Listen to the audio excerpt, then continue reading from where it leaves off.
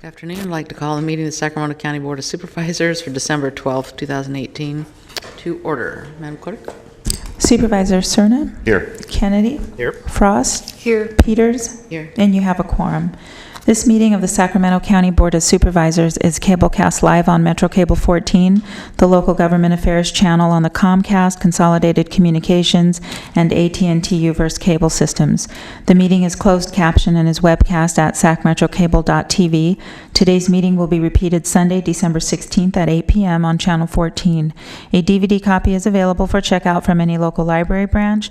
Members of the audience wishing to address the board may fill out a speaker slip and hand it to staff. When the chair calls your name, please come to the podium. Also, please silence your electronic devices. Okay, everyone rise and join me in the Pledge of Allegiance. I pledge allegiance to the flag of the United States of America and to the republic for which it stands, one nation, under God, indivisible, with liberty and justice for all. Is any of an off-agenda item? Yes.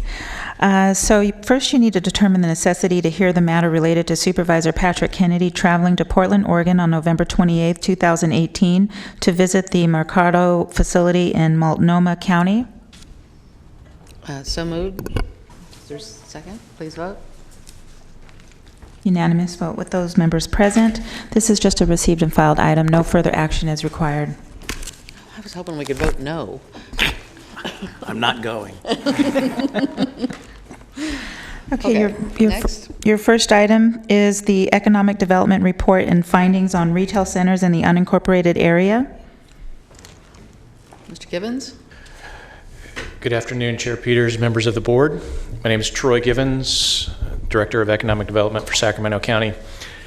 It's my pleasure today to introduce the Cosmont companies who will be going over a report. But this was in response to the changing retail environment and some high-profile retail store closures that the county has incurred in the last couple of years. The county wanted to bring in expertise to pair with the county efforts to develop strategies to address some of the struggling retail centers in the unincorporated county. Through that process, we contracted with the Cosmont companies to look at this changing retail landscape and at both a macro level and a micro level. So they'll be giving you details on that and some of the findings that we have today. We have with us Will Soholt and Ken Hira. And with that, I'd like to hand off the podium to Ken. Thank you. Thank you.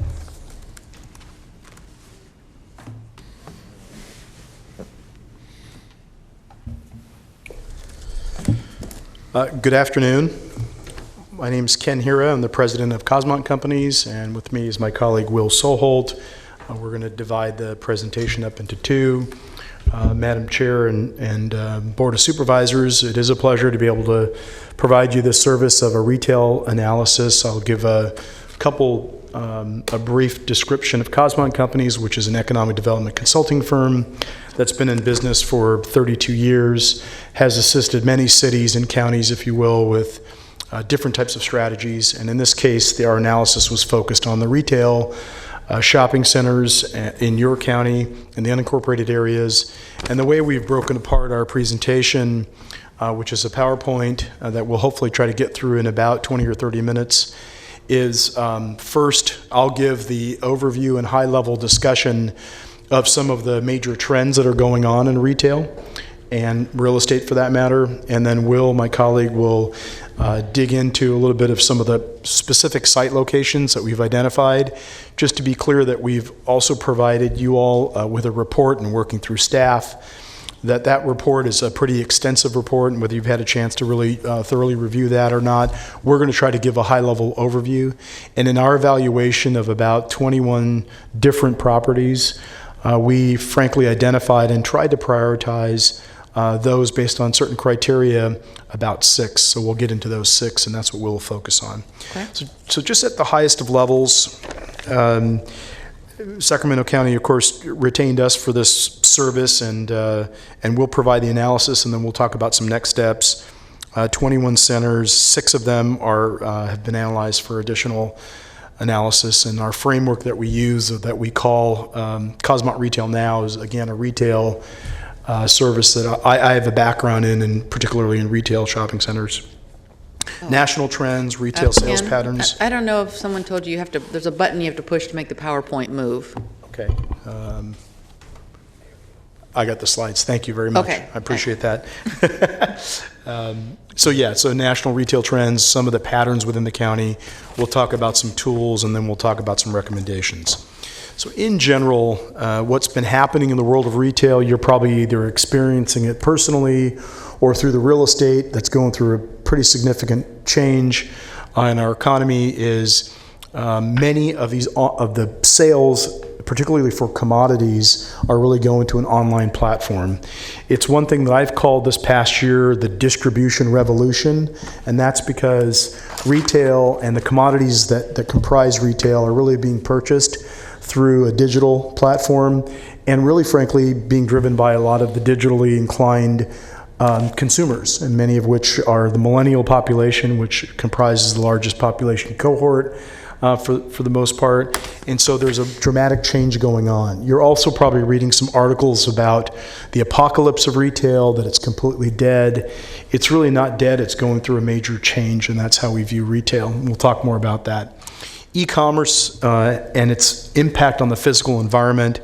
At the end of the day, we see a blending of uses. So uses such as industrial are becoming, ironically, more and more like retail, because the way people are getting their goods, just to a great degree, is through the distribution channels of fulfillment centers, of last mile delivery, and really of products that are showing up on our front doorstep.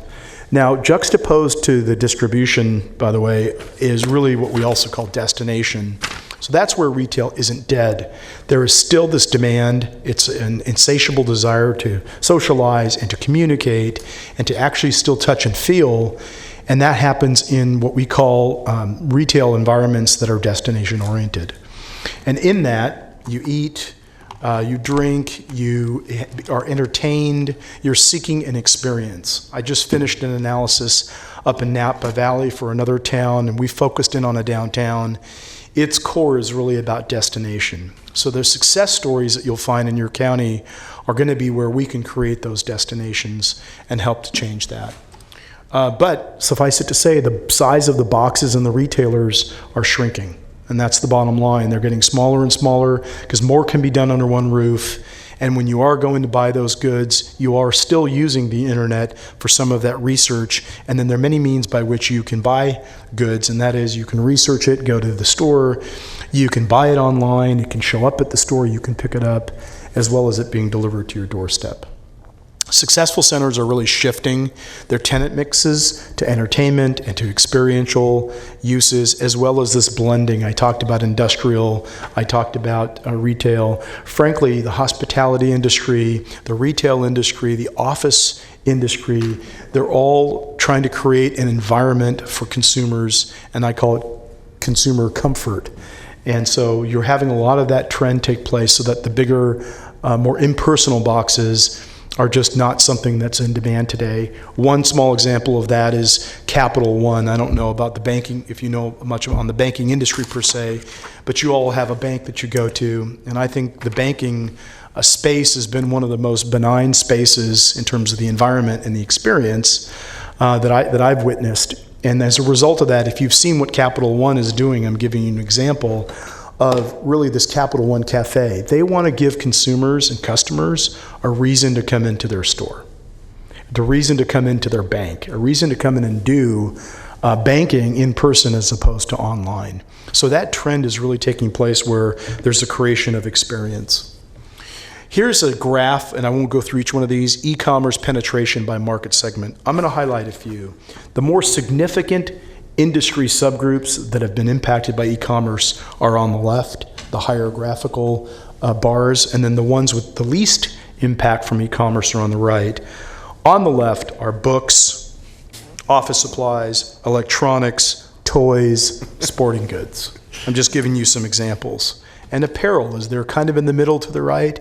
But if you think about those industries I just mentioned, they have fallen one by one, so to speak. Unfortunately, they've fallen one by one because they are commodities, and that's what they're offering. I noticed pets are far to the right there. That's a good thing, huh? They are, and I'm glad you brought that up, Supervisor. So I joke anecdotally that the pet industry did really well during the recession. You know, so did the microbrewing industry, and frankly, so did the coffee industry, interestingly enough, because those are things that are near and dear to our heart. And pets have been one of these things where, it's not just buying pet products. It's also if you need pet care, veterinarian services. The PetSmarts and Petcos of the world fared pretty decently because they provided a service and experience that you had to go in store for. So I agree with you. They tend to be on the far right side. Home improvement, interestingly enough, lesser impact from e-commerce, and clearly grocery is on the farthest side because What are nutraceuticals? Pardon me? Nutraceuticals. That's What are nutraceuticals? That's a great question. Do we know what nutraceuticals are? Vitamins. Oh, Yeah. Which, by the way, made up a word for that category. I know. Well, Will made it up. Yeah. Will made it up because he's more technical than me. Okay. But the vitamin industry, actually, I'm glad you pointed out, our health and wellness and the significance of being healthy in today's economy and the fact that we're living longer and how we call fitness retail has a lot to do with that industry and what we put into our bodies. I really think there's been a major shift and change. You can even look at, frankly, the menus of some of the fast food chains and how they've changed their menus so that they create a different diet. The next slide is just an example of, and I just want to highlight one thing. Internet sales through December 6th are at $80 billion. And the projection is for them to be $120 billion. If they're a 10% impact on total retail, we believe that's growing to probably 2 to 3 times as much. The next slide is just an example of some of the vacant spaces that many owners and sometimes the public sector has to really deal with. The 80,000 square foot box that at the end of the day either has to be split to be leased to 2 different users or split into 4 different users. I have a great example of this in another client location. And the back of it really wants to be storage. It's a non-retail sales tax generating use because at the end of the day, 80,000 feet it's too big for the marketplace. Here's an example of a blended use project. We use the term blended use, 104,000 square feet of retail, which really turned into something even actually more dense, interestingly enough, and there's a density proposition behind this, but a little more retail, multifamily of 264, and then 700 parking spaces. Here's a trend line, which we find pretty interesting. In Davis, California, In Davis, there's gonna be California. 700 parking spaces? 700 parking spaces. Yeah. Seems kind of It's surprising. a pretty interesting example. Yeah. 500 in a structure, which means there's a big financial implication to having to build parking in a parking structure, a big cost. We found these trend lines to be very interesting. Frankly, as you see what unincorporated county retail trend line is, it's pretty positive, pretty consistently positive, at about a 4 to 5% clip. And you'll see how that juxtaposes to some of the other communities that we just made a comparison to who aren't necessarily in that, at that scale and increase. Some of them are flattened out. Some of them are frankly decline when it comes to per capita retail sales. It shows a relative strength for the county. And the next slide is anything to the right of the line is where dollars are going out of the county in the particular category. Anything to the left is where you are capturing dollars within the county. So you would argue that you're doing pretty good in the general merchandise category. You're doing pretty good in the food and beverage store category. Room for opportunity from our perspective could mean more food and drinking places. Again, those are restaurants to some degree. Clothing, one of the challenges with clothing is really, it's probably not leaking necessarily to another city or county or community. It's probably leaking to the internet. So those dollars are going from a digital perspective. Motor parts and vehicles, there's probably auto centers that are major draws that bring dollars out of the county. And then other opportunities could be furniture and maybe some health and personal care as well. So I'm sorry, reading the titles of those 2 categories, you also say excess retail under Right. capture. Right. So, What it really means is that there's enough retail that's satisfying the demand. okay, it doesn't mean we have too much. Correct. Yeah. In the same way, not enough retail could mean you should build it, But with the onset of the internet being a major part of the consumption, you can't necessarily build it and they will come, as the saying goes, because it's going to a digital platform. Frankly, that proves out to be more demand for industrial space, for distribution and warehouse space in certain categories.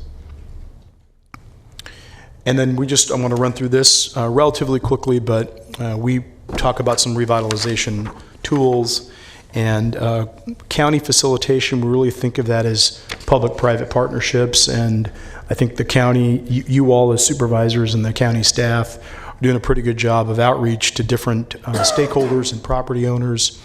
Changing in land use is really important. We think of that as a zoning strategy that can help turn things around. Opportunity zones, which has come with the 2017 Job and Tax Cut Act, which is really an inducement to the private sector to invest and save on capital gains. The PACE program, which is in existence. Site-specific tax revenue pledges are also forms of public-private partnerships. I'm sorry, I want to go back to the sales trends. Page 8. One more back. So this doesn't show, this is not a comparison of gross sales numbers. No. It just means we haven't built any new automobile dealerships. Is that what it means? What it could mean is if Elk Grove incorporated and it has an auto dealership, right, if it has a dealership, then it might be where a lot of the dollars are going to buy automobiles. So the county is not benefiting from the sales of auto on a per capita basis. Yeah, I get that. I guess I'm not sure how that's as helpful in comparing to, saying, do we have enough? Because maybe it says in a later slide, talking about what we already have, right. And do we need to do more of that? Right. I just picked auto sales because it's the biggest line, but clothing and accessory stores. Right. And this is where I was saying, in a past life, you would argue that because those dollars are leaving the county, they're being spent someplace either in a city that's incorporated within the county or outside of the county, you would say, let's build some clothing stores and the unincorporated areas can capture it. The problem with that strategy is many of those dollars are going to a mobile or a digital platform. Yeah. And so on the auto dealership side, you could make an argument we should build some auto malls in unincorporated county area so you can capture those dollars. Part of the trick to the auto industry is it's going through its own version of some major changes, we think, with autonomous vehicles and the ride-sharing economy. So we're not sure that if you built some auto park in your unincorporated area, that it would necessarily be successful in taking dollars back into I think, I'm not sure automobiles belong on there because the sales tax goes back to the jurisdiction where the person lives. There's a sharing concept, but these are codes, NAISC codes that have categorized these. That's how we can pull the data. That's why there's the categories that you see: general merchandise, gasoline, health and personal care, building materials, and motor vehicles. So that's why we analyzed it that way. Supervisor Frost?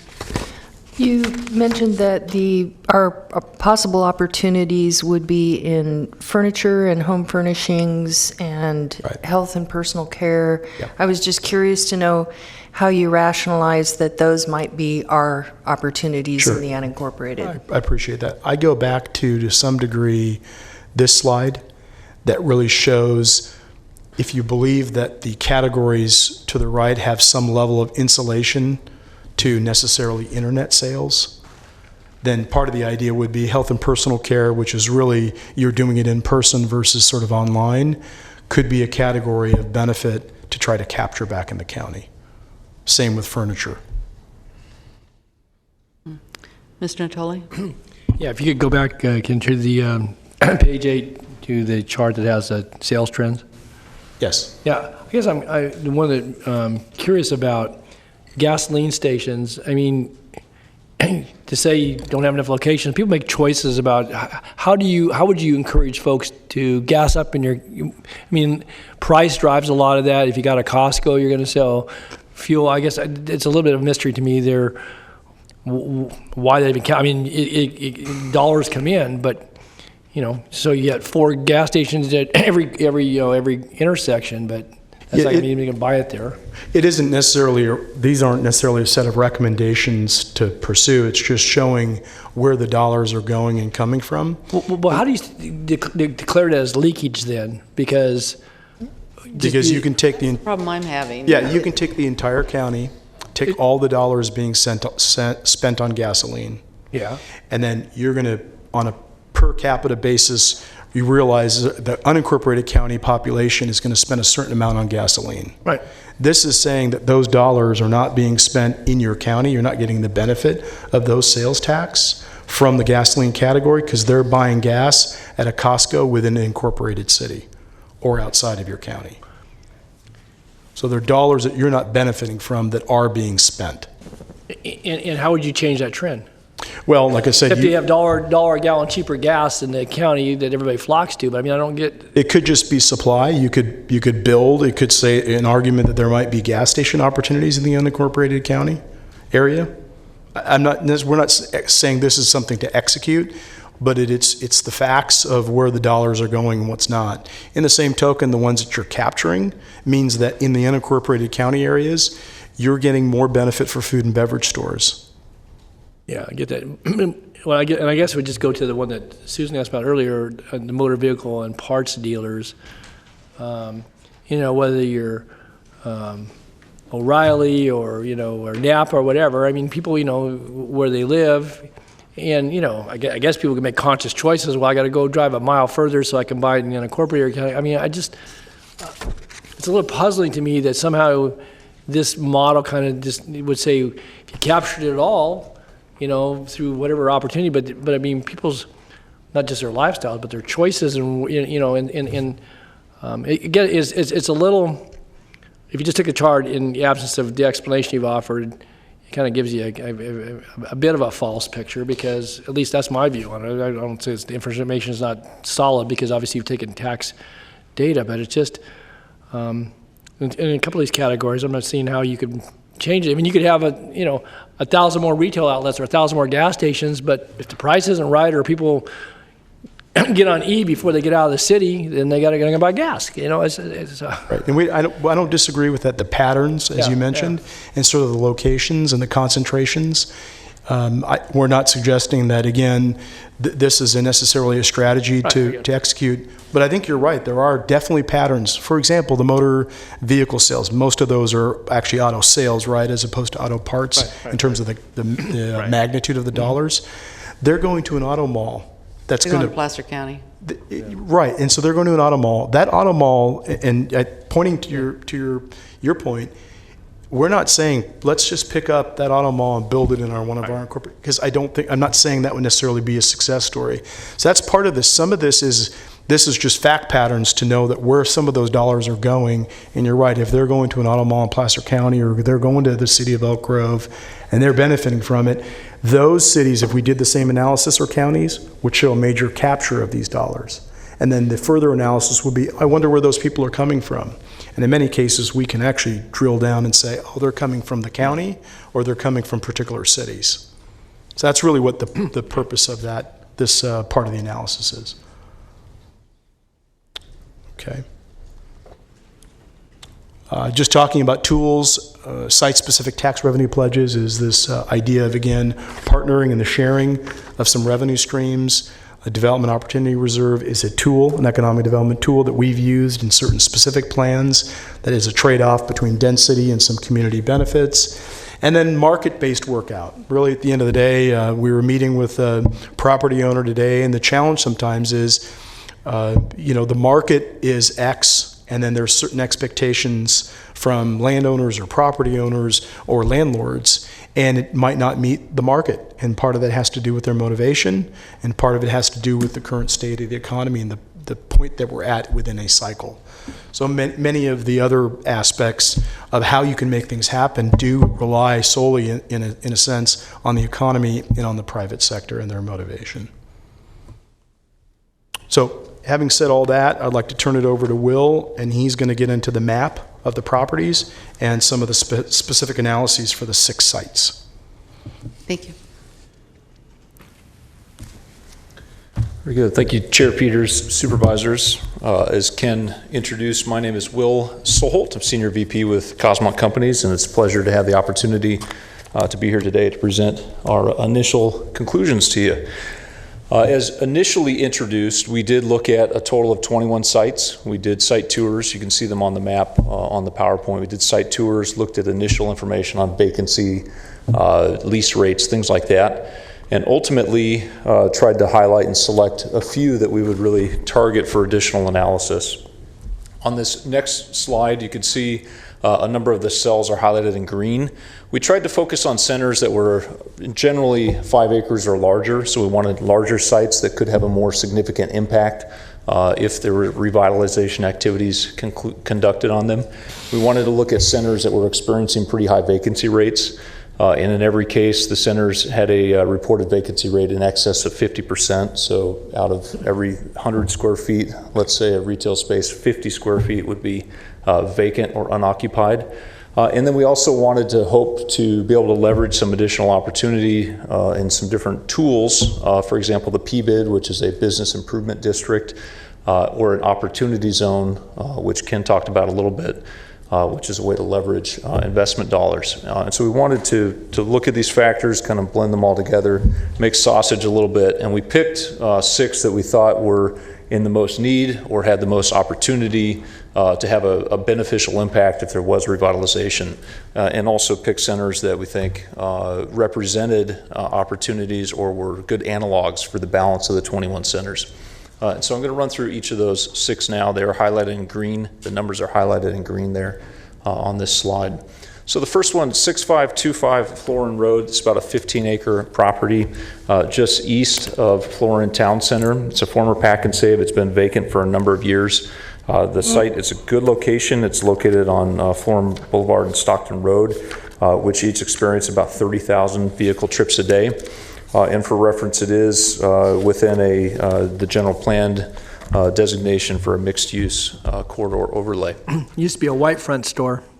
I'm sorry? White friend. Used to be white front. White It was a white front? front store when I was a Time kid. ago. Very good. Yeah, very good. So, and it's my understanding, it's been vacant at least 10, maybe 15 years. The building's been removed. The white front was a long time ago. That was Yeah. 50 years ago. Or prior to Pack and Save, perhaps. Yeah. Very good. So what we've got here is not only an eye test, but some charts that are similar to what we were talking about previously with Ken and the capture or leakage chart.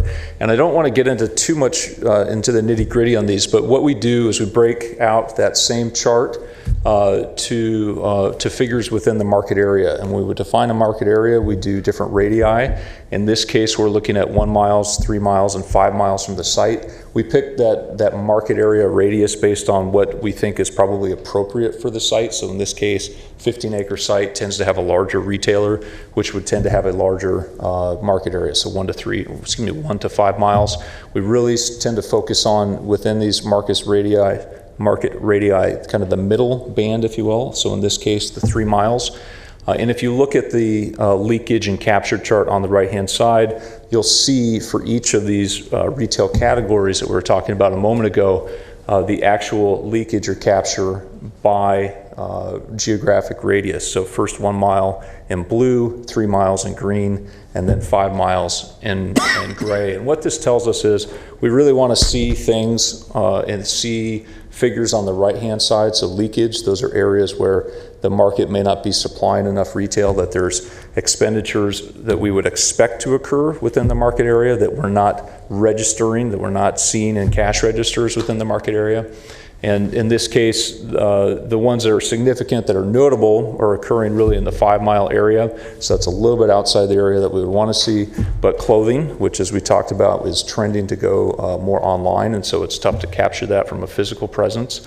And then motor vehicle and parts dealers, which we've talked about, probably again occurring just outside the 3 mile geographic area, but within the 5 mile. So the takeaway from this is that in consideration of the site's proximity to Florin Town Center, which has some vacancy, it's got 80,000 square foot minor and at least another 20,000 square foot space. Southgate Plaza down the road has another 80,000 square feet vacant. When you consider those factors and what's not happening at those centers, what hasn't happened at this site, it's a decent indicator to us that the market for additional retail at this site may be pretty limited. It's not a conclusion necessarily, though. It's pause for a an minute, initial please, thought. Mr. Yes, Kennedy? please. When you quote these numbers, when was this done exactly? The dollar amounts, these figures? Yeah. These figures are as of 2017, so last year. They're a year old. Okay. Correct. Thank you. Yeah, it takes a little bit of time for reporting, and they are estimates, but very recent, so to say.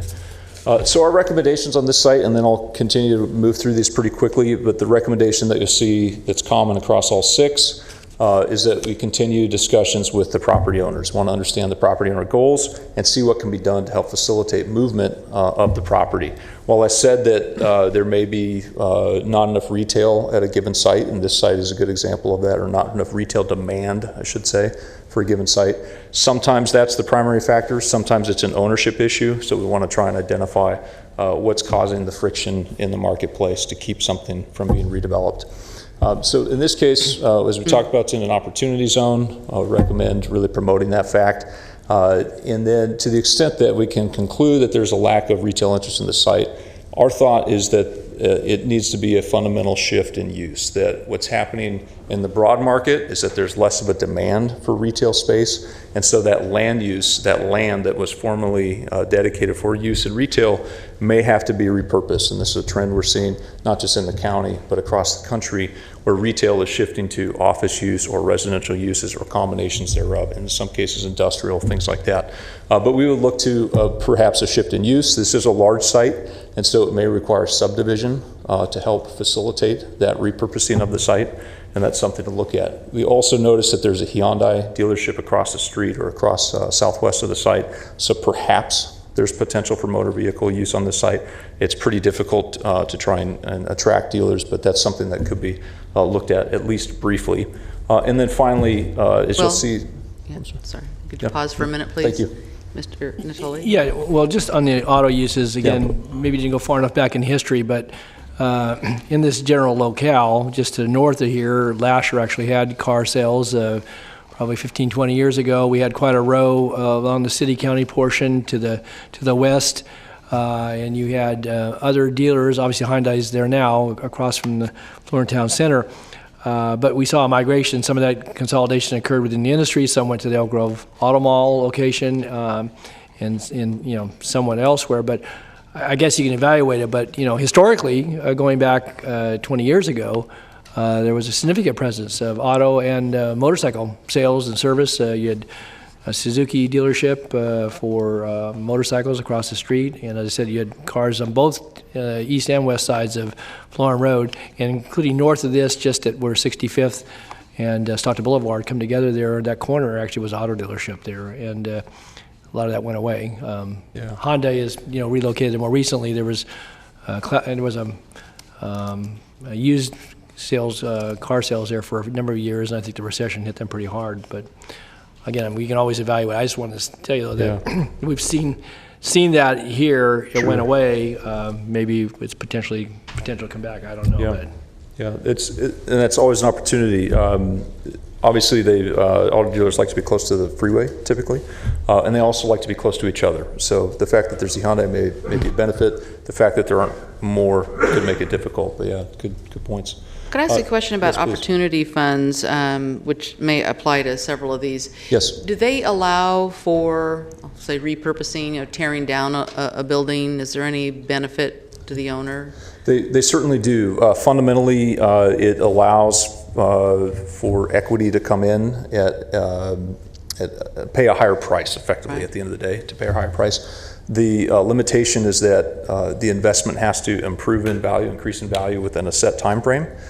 So to the extent that it's a vacant site or a building that needs to be torn down, that's fine. It can absolutely work, but it must be entitled quickly, and it must be developed quickly and reassessed quickly. Are you going to tell us the zoning, the entitlement that's already on these properties as you go through? Sure, I can definitely speak to that. It is also in the report. Typically, it's shopping center or effectively it's set up for retail. What is permitted in each case for each of these sites, unless it's noted otherwise, residential is permitted at either 30 dwelling units per acre or 40 dwelling units per acre. In this case, it's 40 dwelling units per acre because it's within proximity to a transit stop that has service with 15-minute headways.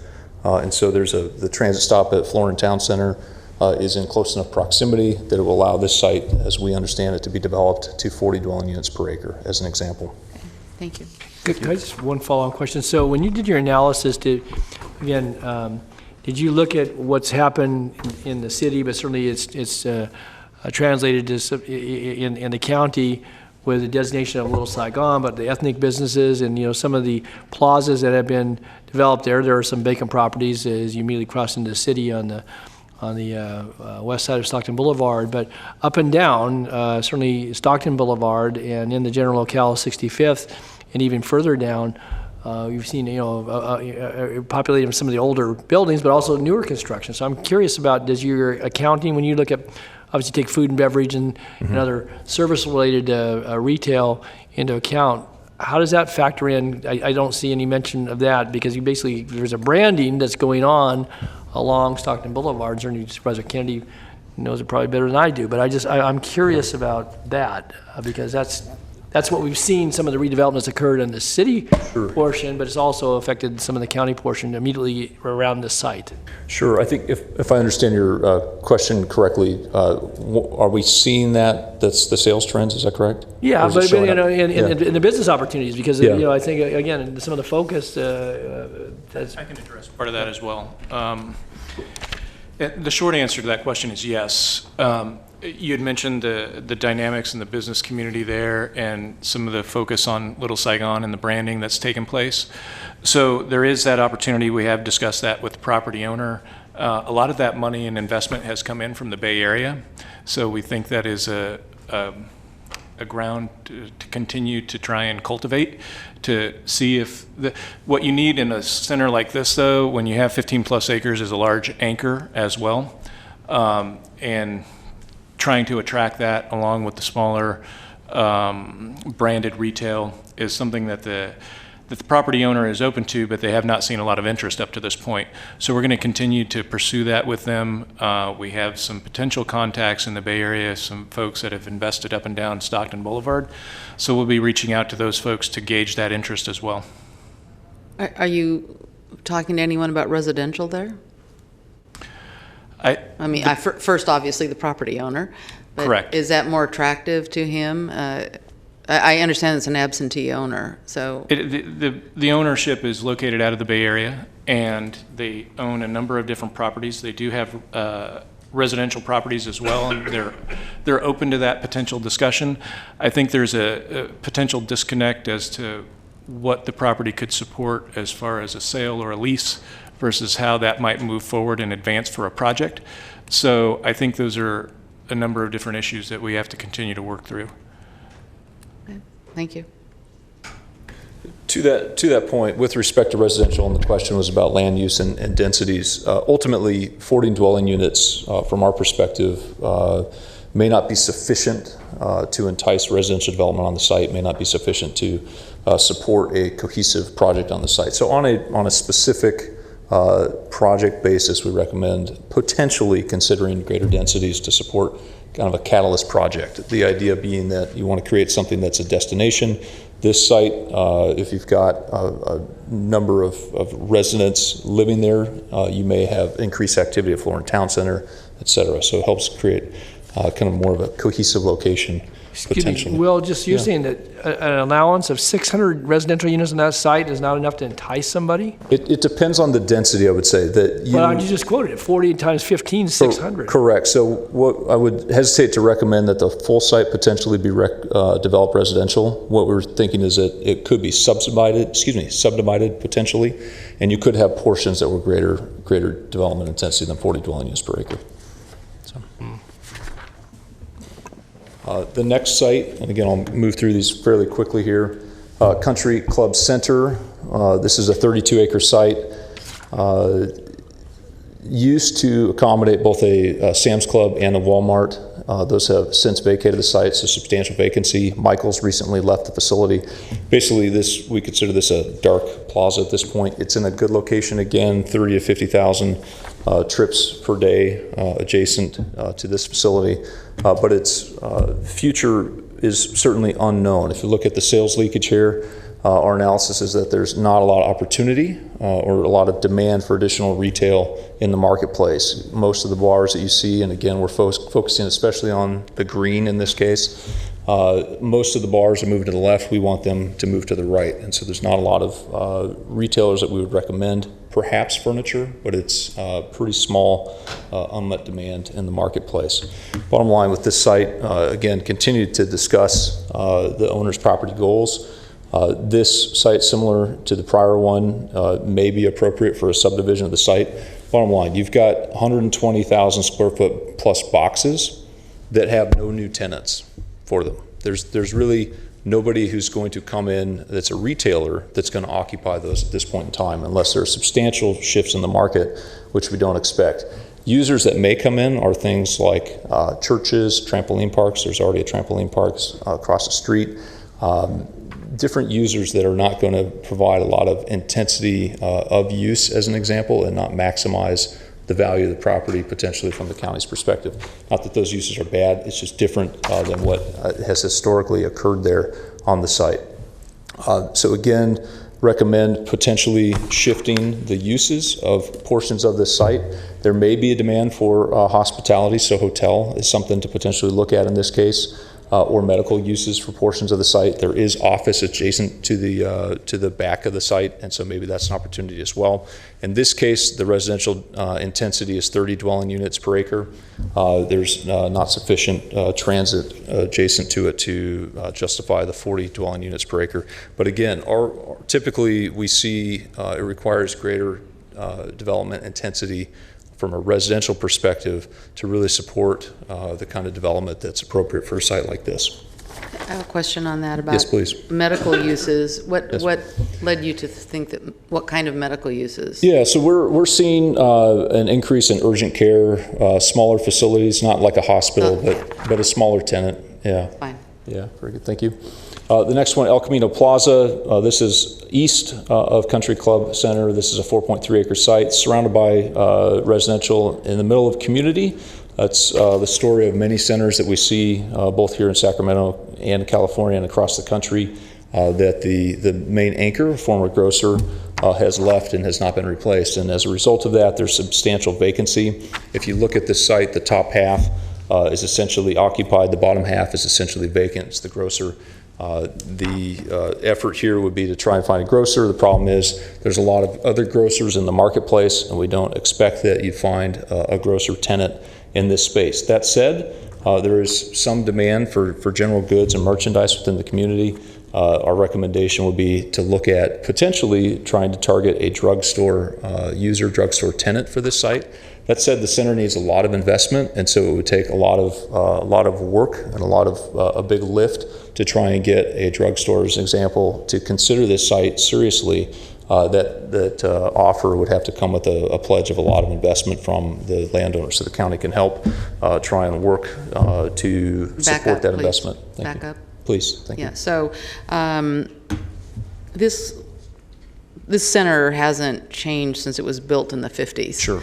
So you pretty much one owner who isn't interested in investing, and I think in several of these shopping centers you'll find that Sure.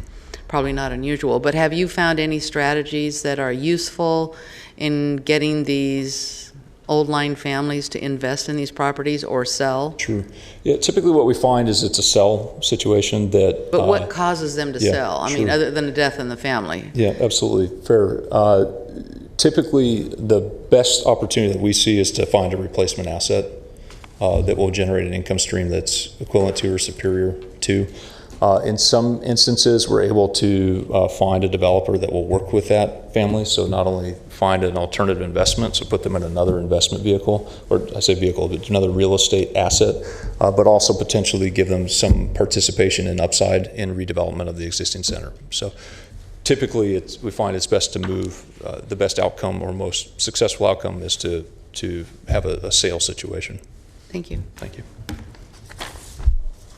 Foothill Farms Shopping Center, again, a major grocer tenant is no longer there. This facility or this center has grocers in the community, and so we don't expect a new grocer to come here easily. This center has both Harbor Freight and O'Reilly Auto Parts, so it's partially occupied and some cash flow.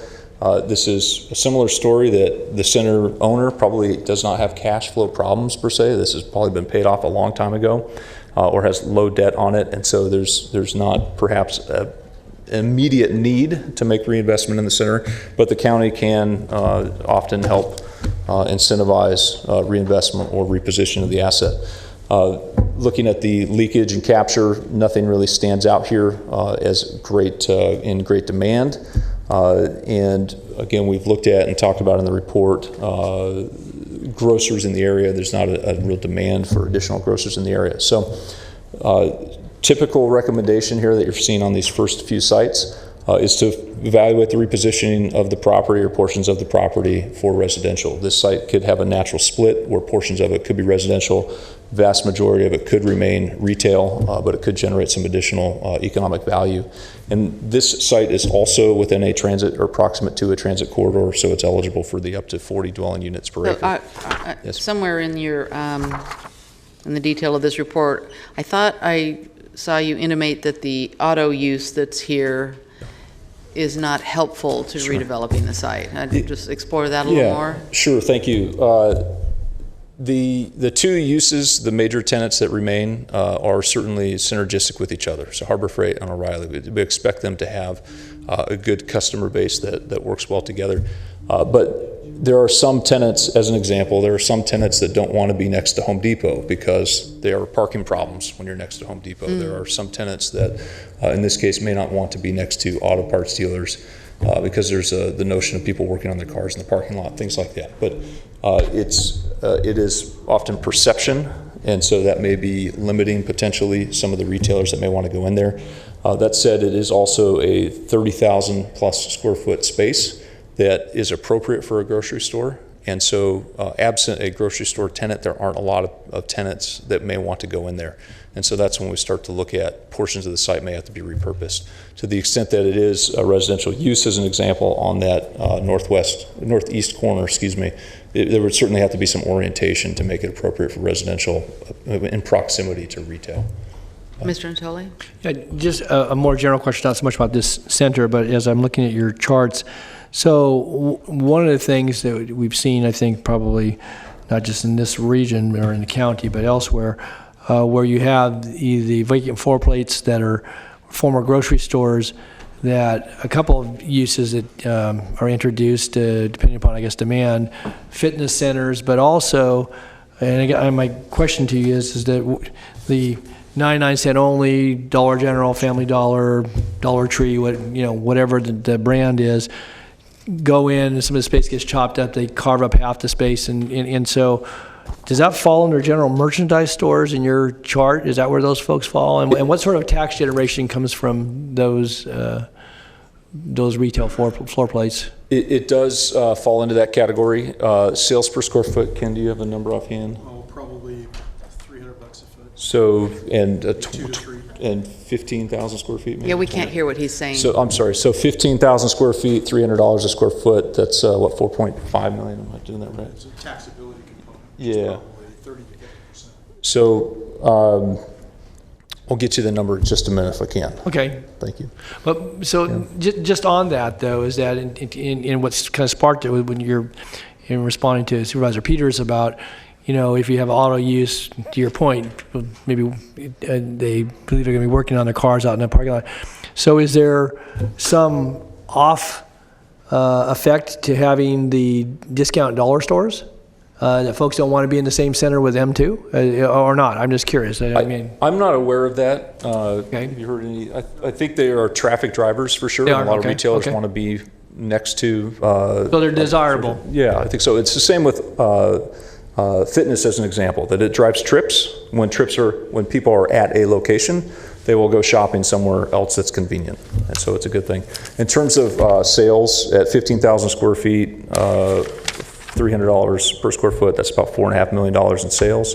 If 50% of that is taxable, that's about $2.25 million in taxable sales. 1% of that is about $22,000. So not a lot of revenue. So those retailers, where do they fall on your spectrum? They're kind of on the as far as tax generation, kind of on the lower end. Obviously, they may be higher volume, but they're all discounted goods in a lot of cases. So they're not atypical numbers. Let me say that it's not a bad generation in terms of sales tax numbers. A grocery store, as an example, also has a very high proportion of non-taxable sales, and that's who you typically see at these locations. And so I would say that if you can fill the space, that's probably a good priority number one. And then priority number two may be focusing on sales tax. Okay, thanks. Thank you. Just on what I've seen in my district, though, is some of these the discount realtors, Retailers. tenant retailers, have a certain image. I have a lot of trash in the parking lot, not cleaning up, and so I think it, that level of retailer begets other. You're not going to get Nordstrom next to them. Sure. To exaggerate, to make a point. No, yeah, got it. Yeah. So. Yeah, the tenants want to be in a similar scale with each other in terms of quality. Yeah, absolutely. Synergistic scale. Okay, thanks. Okay, thank you. So Rio Linda, I find this to be a really neat little center. 11-acre site, 100,000 square feet of buildings up in the north section of the county. It's one of the few amenities of the area. It's less development intensity around the area, but it's certainly, like El Camino Plaza perhaps, fairly unchanged since its development. For the first time, we see a chart that we like to see where most things are going to the right. And so there is a fair amount of potential demand within the market area. What this also tells us is that there's probably capture outside of the 3-mile area, but there's demand potentially within a couple of miles of the site. And so this we see as an opportunity, that it's an opportunity for retail that would serve the local community, for being kind of a hub of the community, if you will. The existing owner may have to be incentivized to make investments, or may need some assistance in making investments, but given what would probably be a substantial investment, the center could probably be re-tenanted successfully. We look at things like local office, medical office, those types of perhaps fitness uses, and then perhaps some sort of grocer, general merchandise store, drugstore, those types of things could be successful at this facility. And then the last one, Bradshaw Square, 12-acre site. This is an atypical site in that it doesn't fit within the normal cookie cutters of how centers are classified. We tend to call this a promotional center. It's about half retail and half office, so the western portion of the site is retail, the eastern portion is office. I'm sorry, before you get too far into this, I didn't see, Ms. Frost, did you have your? I did. About Rio Linda, I wonder if you are in your conversations, and in your prioritization, if those, you have narrowed this down to 6, from 21 down to 6 that you highlighted, those were the ones that you felt had the best opportunity, or were in the best opportunity for a turnaround, is that correct? Or in the most dire circumstance that needed the help the most? Yes, both, correct. Both, okay. Both, yes. And so my next question relates to development in proximity to these locations. Like with Rio Linda, I'm so shocked at the potential there. Agreed. As compared to other areas that are already built out, and there's not really development going to go around them, and it's not going to change, and they probably are going to need to repurpose it or something, but there's potential there. Are you taking that into consideration also in your analysis of, prioritizing these areas that will ultimately make decisions about where how we'll invest? Yes. There's a big, huge subdivision going in near this, which is going to drive even more opportunity. Those are factors within the marketplace, and then factors within how we look at those in the analysis as well. Thank you. Yeah. Definitely a neat site and a good opportunity. Bradshaw Square. So about 50% retail on the west side, on the left side of the screen, 50% office on the east side or the right side of the screen. The unique feature of this is that it's right next to the 50 freeway. In the note there, the current owner has a low-cost basis. They've owned it for a long time. It's in good repair, and it's probably generating sufficient cash for them to hold on to it for quite a long time, or there's no cash flow concerns, I should say. This chart, like Rio Linda, is moving to the right-hand side. I will note that this is close to one of the centers that was not highlighted, or one of the proposed centers that was not highlighted, Bradshaw Landing. You can see potentially why that was proposed, that Bradshaw Landing was proposed to be located where it was. When you've got these kind of figures, general merchandise as an example, within 2 miles at $100 million, that suggests that there's potential for a large store there as an example. Our recommendation with this site is that to continue discussions with the property owner as in every case, but really talk about how the office use is doing to the extent that the office, the owner is interested in repurposing the office. There could be an opportunity from the county's perspective for sales tax. We talk about sales tax a little bit here and the interest in the county there. There could be potential for taking advantage of the proximity to the 50 freeway and perhaps looking at promotional sales on site. Again, this is something that the property owner probably doesn't have to do by any means, but to the extent that there's a desire for a change in use, that's some conversations that could be had. And with that, I want to thank you first for letting us go over a little bit and welcome any additional questions. Thank you.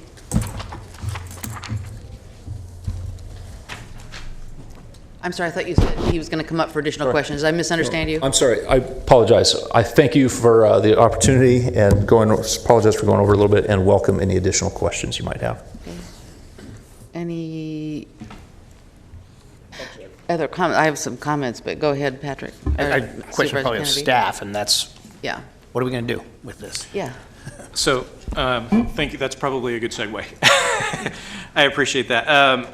There's no requested action from the board at this point, but what we're going to do is we look at these properties in kind of tranches. We have this immediate need, as Supervisor Frost had pointed out, as it relates to vacancy rates in some of these sites, as well as opportunities in some of these sites. They've done the drill down on each of these sites. We have another tranche of properties we would like to do that on and continue to work with the property owners on these 6 as well. And then the last set of property owners we have on, or properties we have on somewhat of a watch list. Their vacancy rates are healthy, their tenancy is healthy, and they have a healthy mix, but we want to make sure that it doesn't tip into a scale of needing additional triage type of support.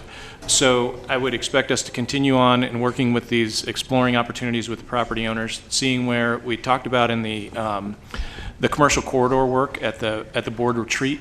We talked about these public-private opportunities, seeing where that may allow us to entice some additional investment on the private sector side and what the county may be able to participate in if there are opportunities in that front. And then doing a deeper dive on the next set of properties that may need triage as well.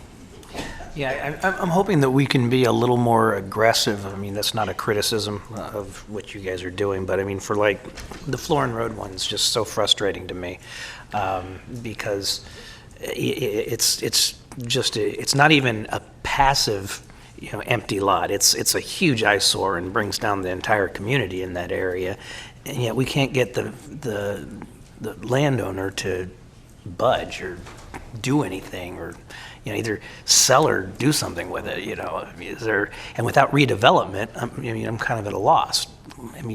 We have had some recent discussions. There are some new tools that are on the horizon potentially that may make a difference in helping the potential projects pencil out.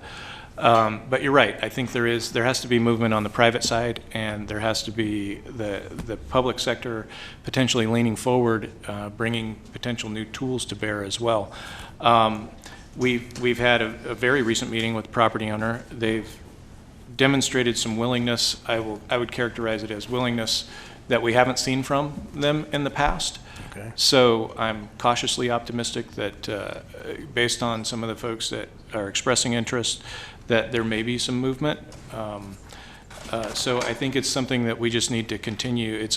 Some of these properties are a long-term game, and we need to continue to kind of grind on these and continue to work with the property owners to make sure that we get a quality project there. And so speaking of redevelopment, we keep hearing that perhaps there's going to be a redevelopment 2.0, particularly under the incoming governor who has expressed some interest in that.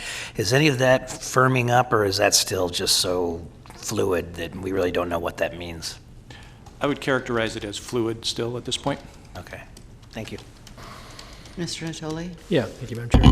I'm going to throw out an idea here that I think we ought to consider, and it kind of goes to the point that Patrick was asking about, one, not just how we engage property owners, but how we bring beyond some of the things you've described, actually some incentives to the forefront. And oftentimes that's a financial incentive of some sort. And when I think about, some of the geographical areas you've described where you have this mix and you've shown where the leakage is, but also where we have sufficient coverage. And then I think about some of the areas, and again, some in District 3, some in District 5, some in District 2, scattered throughout the county, but I'll use a couple of geographical locales down in the, right where we butt up against Elk Grove. You got Sam's, you have Costco, you have Lowe's, you have CarMax. You got a big tax generation right up the road on Stockton Boulevard. You got the site that you described today, but you've got plenty of opportunities, including Florin Town Center and Southgate. I also, think about certainly the good work that Supervisor Peters has done, Auburn, Fulton, all the cross streets there, where you have auto sales, you have Walmarts and so forth, tax generators. And all that money that comes in goes into general fund, goes for a lot of good things, but we put very little outside of this effort here. And, and once in a while, if we have an incentive package towards actually, giving some opportunity for, us being maybe even to the point of the investment partner to bring this about, to make it happen.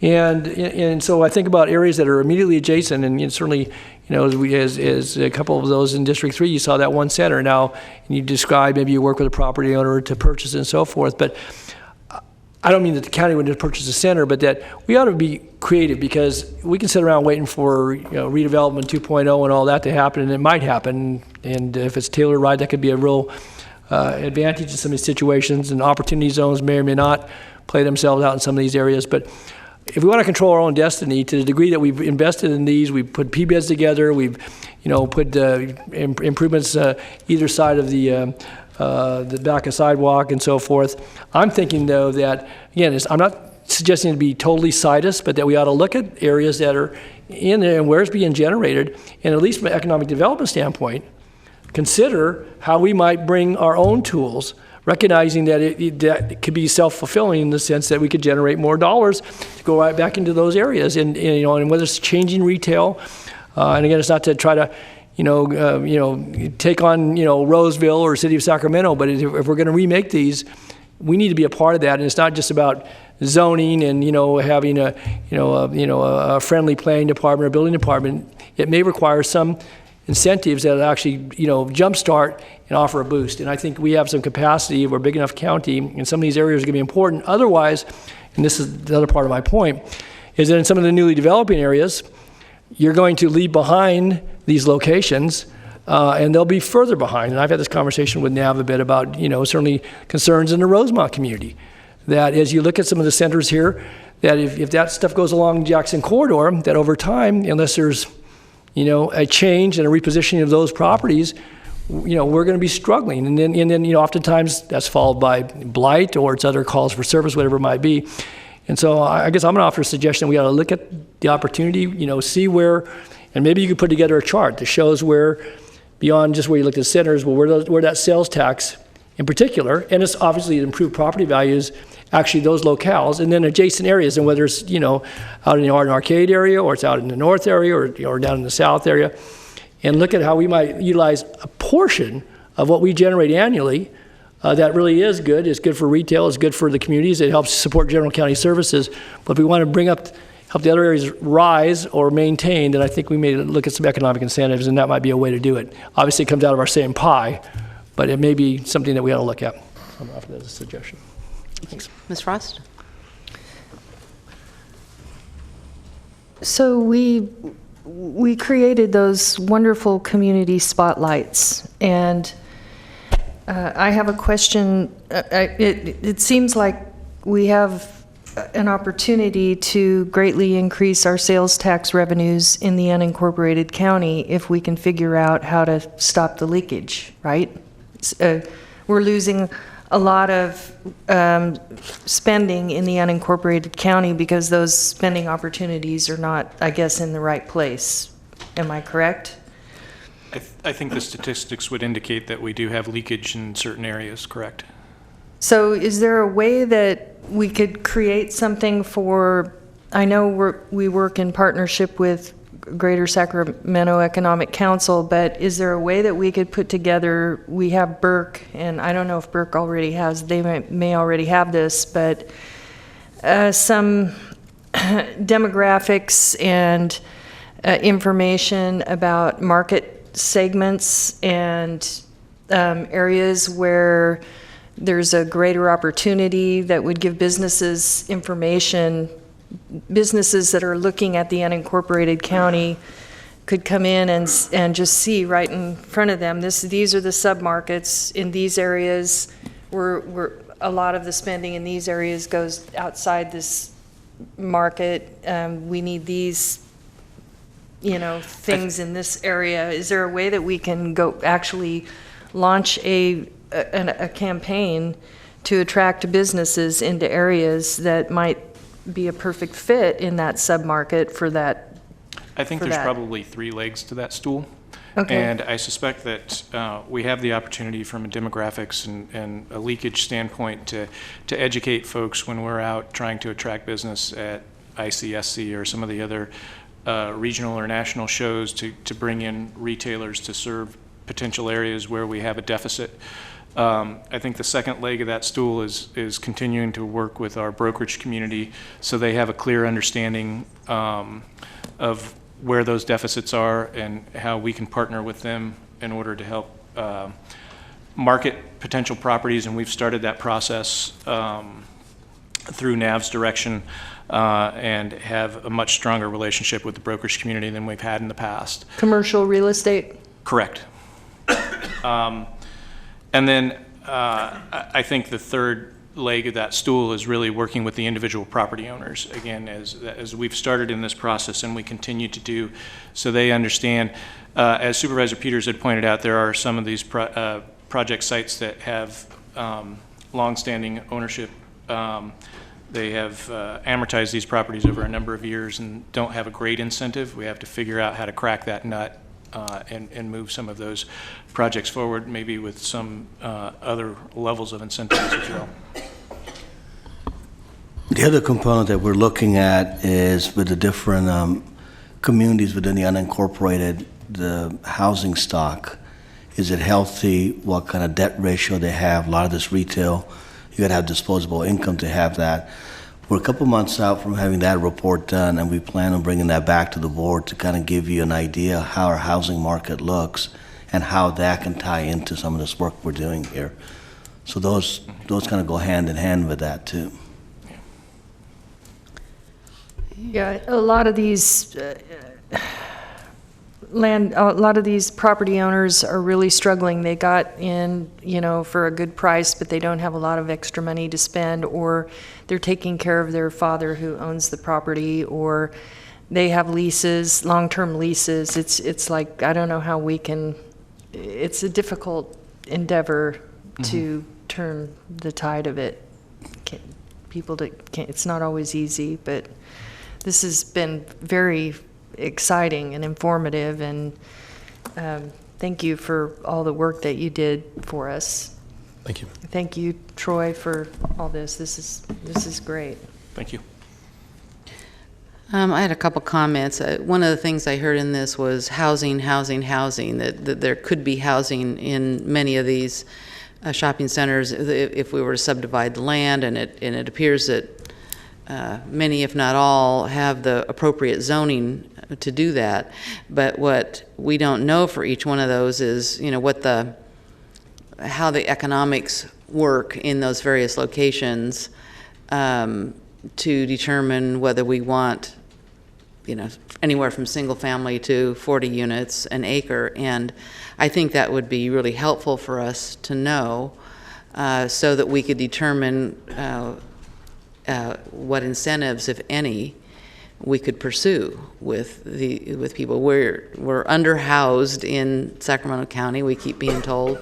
And I mean, I think economic development ought to be looking at each one of these 6 and coming up with their own version of what they think is the most saleable to the property owner.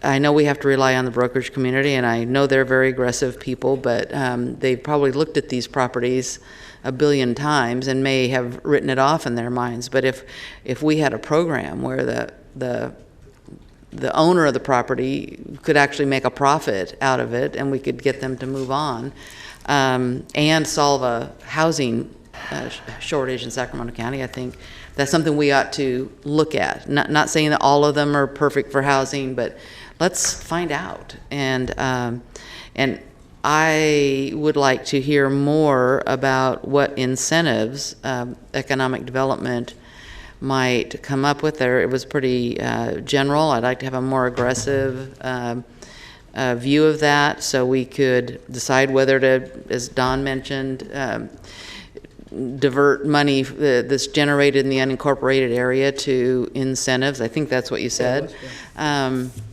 Something I've been thinking about also. I think we have to know what are the possibilities and what are the what ifs after. Yeah, I think that would be very helpful. And I think also we need to figure out a way to keep the focus on these properties, and through some sort of, I don't want to keep, have a bunch of workshops just to repeat the same things for each property, but I think we should be kept informed on a regular basis as to what's the latest great idea. I mean, we certainly all know now that it's lifestyle centers and other things. The property owners don't appear to have completely embraced that in the 6 shopping centers that we were talking about. But certainly other areas of California have had retail properties that are owned by an absentee family or a family that's just not interested in making an investment and the risk involved herein. So I just think we need to develop our own strategy for that, visit with other jurisdictions that might have had some luck in that area. So there are no other questions? No? Thank you very much for being here today and your work on this report. Thank you. Thank you.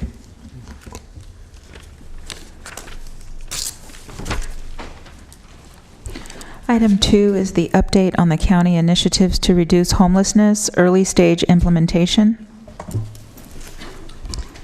Ms. Ann Edwards. Madam Chair, if I might, as Ann is walking to the stage, Bruce Wagstaff, Deputy County Executive. Is your microphone on?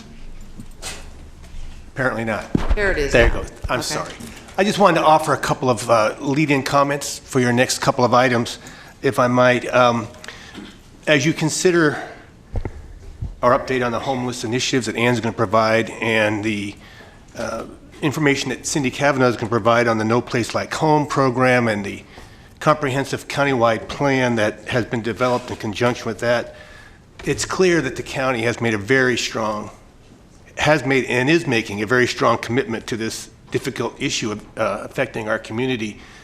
And you'll also see, I think, as we go through these items, the full effort of Ann and her staff from DHA, many of whom are here today, and Cindy and her work, but also the staff in many other county departments, some of whom are here today, Parks, Health Services, Public Defender, the Sheriff, and others, as well as the partnership we have with our stakeholders. So I think all of those efforts are paying off, and I just wanted to lead off with a public acknowledgement of that and a word of appreciation. Ann and Cindy are both going to be doing the presentations. We'll be happy to take your questions during the presentations or afterwards. Okay, thank you. Thank you, Oh, Mr. I'm sorry, Waxman. Mr. Kennedy. I just want clarification on process. So during which item are we going to hear the County of Sacramento Homeless Plan final draft? Is that the next item or the one after? That'd be the one at 4:15 on No Place Like Home. Okay, thank you. After me. Got it. Thank you. It's 4:15 right now. Well, yes. Yeah, it was supposed to be at We're running a 4:15. lot his fault. No. Thank you for the clarification. Yeah, it was supposed to be at 4:15. Yeah. Okay, thank you, and good afternoon. Ann Edwards, Department of Human Assistance. And, this is another situation like yesterday where I'm so happy to be here to talk about the new county homeless initiatives and give you an update on what's been happening in the last year. You approved these initiatives back in March of 2017, funded them in fiscal year 17-18, and we began implementing a little over a year ago. I really want to thank you for this investment because it really has allowed us to redirect resources to more effectively engage, stabilize, and rehouse previously underserved individuals and families. We're still in the early phases of implementation, but this new model of response has already created pathways to permanent homes for many in the county and has helped to stabilize numerous others in shelter who otherwise have not had access.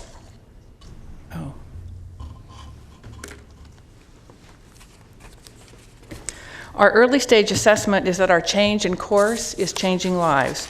There's a lot of work to do, but we are building a strong foundation for a better understanding and responding to the complex challenges of the homeless crisis moving forward. Today I'm going to start with a brief background, give a general overview of the implementation, identify some key system changes, and then discuss our key outcomes and some early learnings. Finally, we will discuss how changing course has provided us with a strong foundation for more opportunities to address the needs and some next steps. This update will highlight our early stage implementation and results for each initiative starting in October of 17, when we launched the first initiative through September 30th of this year.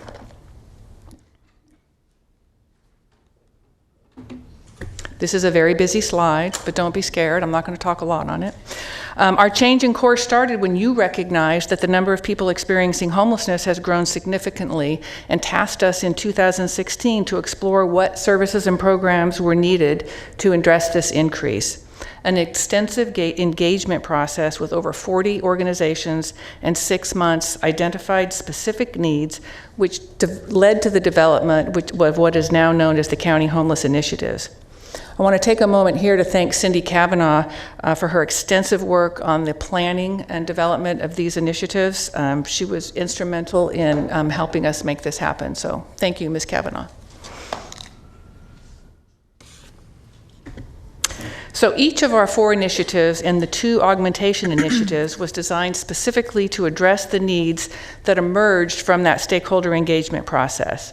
And the needs identified were more access to emergency family shelters, which led to a complete redesign of the emergency response with centralized intake. We changed the requirements to broaden eligibility beyond just CalWORKs families and increase the flexibility for length of stay. We also identified that we wanted to preserve what was working, providing transitional housing with employment services and recovery supports at the Mather Community Campus, which led to county funding replacing lost federal funding. We also identified the need to remove barriers to providing support for those in homeless encampments. This led to new approaches for accessing emergency shelter for those with complex behavioral and physical health needs who would not have otherwise engaged in traditional shelter. We also identified the need to address long-term homelessness and the continued use of county crisis services. This led to an initiative identifying and providing intensive supports to 250 persons who are the chronically or long-term homeless and are frequent users of county systems such as the jail and behavioral health.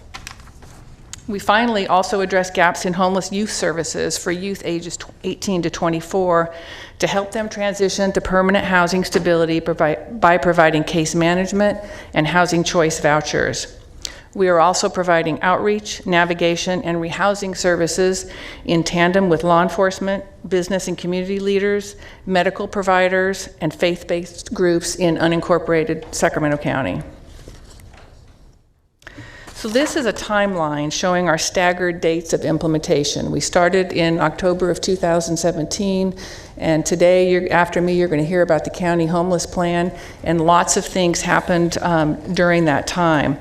But the important thing here is that in roughly 1 year, we have established a foundation for identifying and delivering more resources and supports to people who are experiencing homelessness. And here I want to stop for a moment and acknowledge the DHA Homeless Services Division team. This is a lot of work that they accomplished in a very short period of time. So if I could have Eduardo, Megan, Julie, Susan, Nina, am I forgetting anyone? Just stand up for a minute. Mary, just stand up for a minute. They're the ones that did the work to pull all this off. So I just want to acknowledge them. Thank you.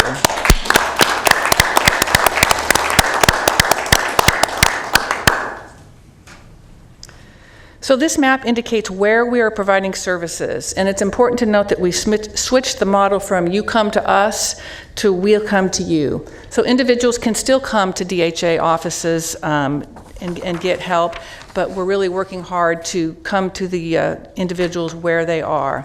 So we currently have 14 scattered site shelters. We have navigation and outreach services, and these include DHA's social worker outreach team.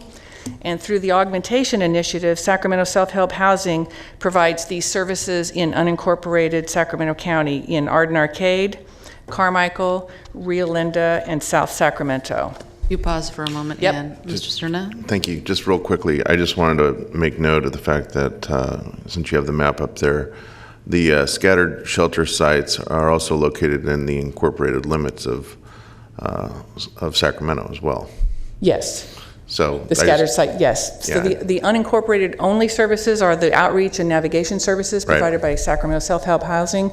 And for scattered sites, as you know, we have to find locations where rents are affordable and Yeah, I just want to make that point because I know that the city of Sacramento is equally busy, Yes.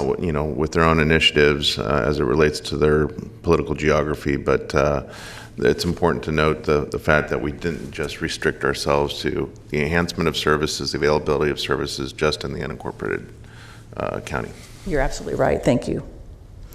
Our DHA walk-in offices are still open and available to serve, but they are no longer the only point of entry.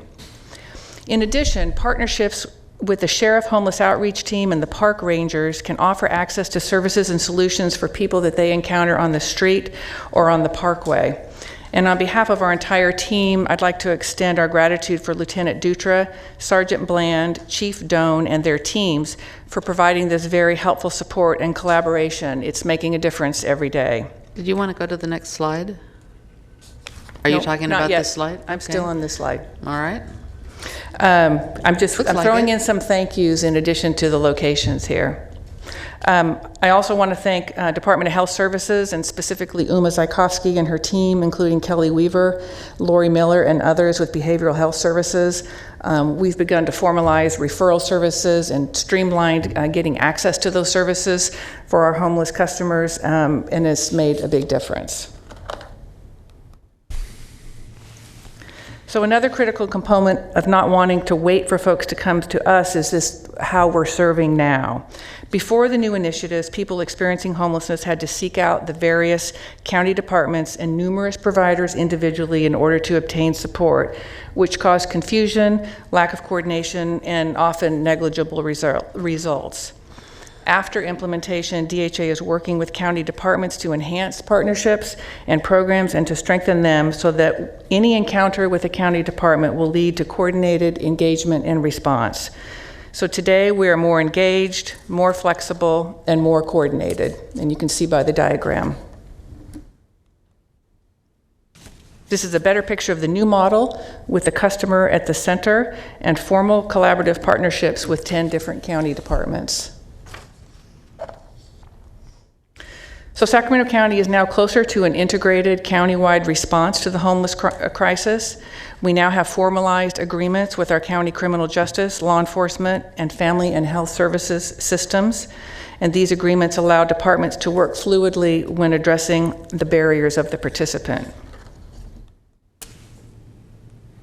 The 10 formalized partnerships include the Sheriff's Department, CPS, APS, Code Enforcement, Probation, Alcohol and Drug Services, Primary Health, Mental Health, County Park Rangers, and the jail system. So a couple of examples of these collaborations. As you know, criminal history can often be a significant barrier to housing, and in a collaborative effort, the Public Defender's Office is an advocate for recalling and resolving warrants for clients who would not otherwise have access to housing. Working closely to have access to persons in jail to begin case management prior to release has been a very important intervention. Streamlined communication between the intensive case management providers and probation to support a positive completion of probation.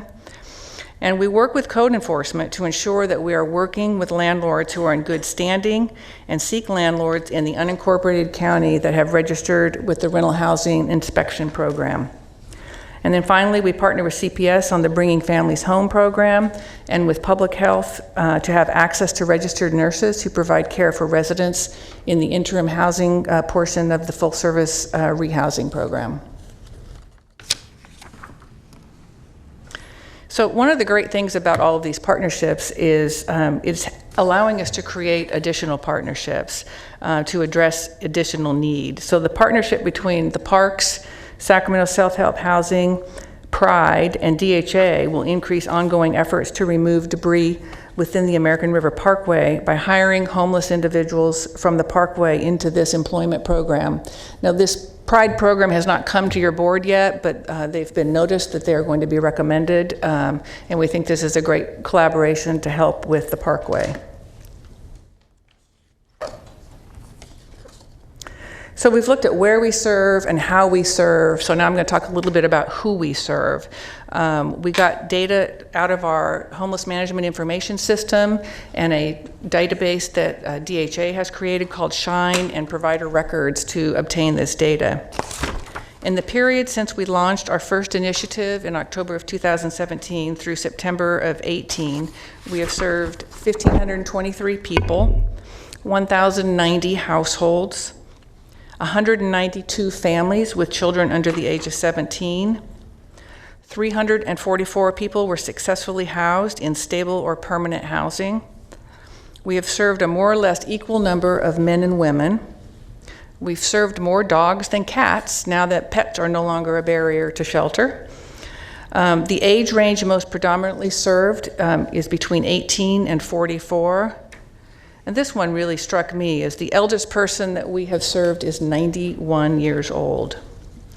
More than half of the people served were either children or adults under the age of 45. So here's some of the results. So the early data of the homeless initiative show a positive movement towards accessing shelter, stabilization, and rehousing. Now, due to the staggered launch dates of each of the initiatives, these early results do not incorporate a full year of data and will be used to establish a baseline for future year comparisons. So for Initiative 1, Improving the Family Crisis Response System, we've served 146 families, 50 have exited to permanent housing, and we have 23 families placed in transitional housing. The target initially for the emergency family shelter was 268, and what we found is serving individuals with these higher barriers, we're finding that the length of stay is a little bit longer than anticipated. So we may need to adjust future targets, and we'll be evaluating this and watching and monitoring it closely. Initiative 2, Preserving the Mather Community Campus, we've served 351 individuals in the transitional housing, and 116 have exited to permanent housing, and this allows them to maintain their employment and training program along with housing. For the full-service rehousing shelter or the scattered sites, 91 individuals have been served in scattered shelter sites, and 19 have exited to permanent housing. For Initiative 4, 191 individuals, 191 of the 250 have been enrolled into services. 94 have exited into permanent housing. Question? I'm sorry, Mr. Antoli. Yeah, and just on this chart and on the previous chart, are we tracking veterans, whether they be individuals, head of household, with children? It seems to me that's a real important subcomponent.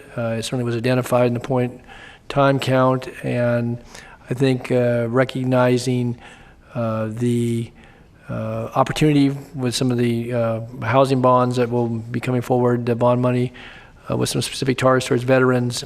And again, what I would imagine is going to be a growing segment of the population, probably over time, due to some of the trauma from wartime and other things. Are we tracking that? I guess the first question, and secondly, if not, I think it's very important that that subset in particular, others as well, obviously, there may be multiples of that, but veterans in particular. So is your question, are we tracking the families, heads of households with children? How many of those? Veterans, that along with the individuals. Veterans. Veterans, yeah. Veterans head of households. That as well as veterans individuals, just veterans in all those categories. It was kind of, that's why I was looking at your house diagram here, but within those various program elements, tracking veterans.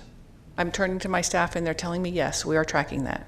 Okay, so when we get We can report on that next yeah, time. we get an update. I think Yeah. it's important. And there may be other subsets, again, I know we're probably tracking a number of different things, ages of children and, whether it's male or female head of household and so forth. But just, again, I was thinking about some of the housing bonds that will have affordability tied to them probably for families, but I think for veterans and maybe some opportunities there for some.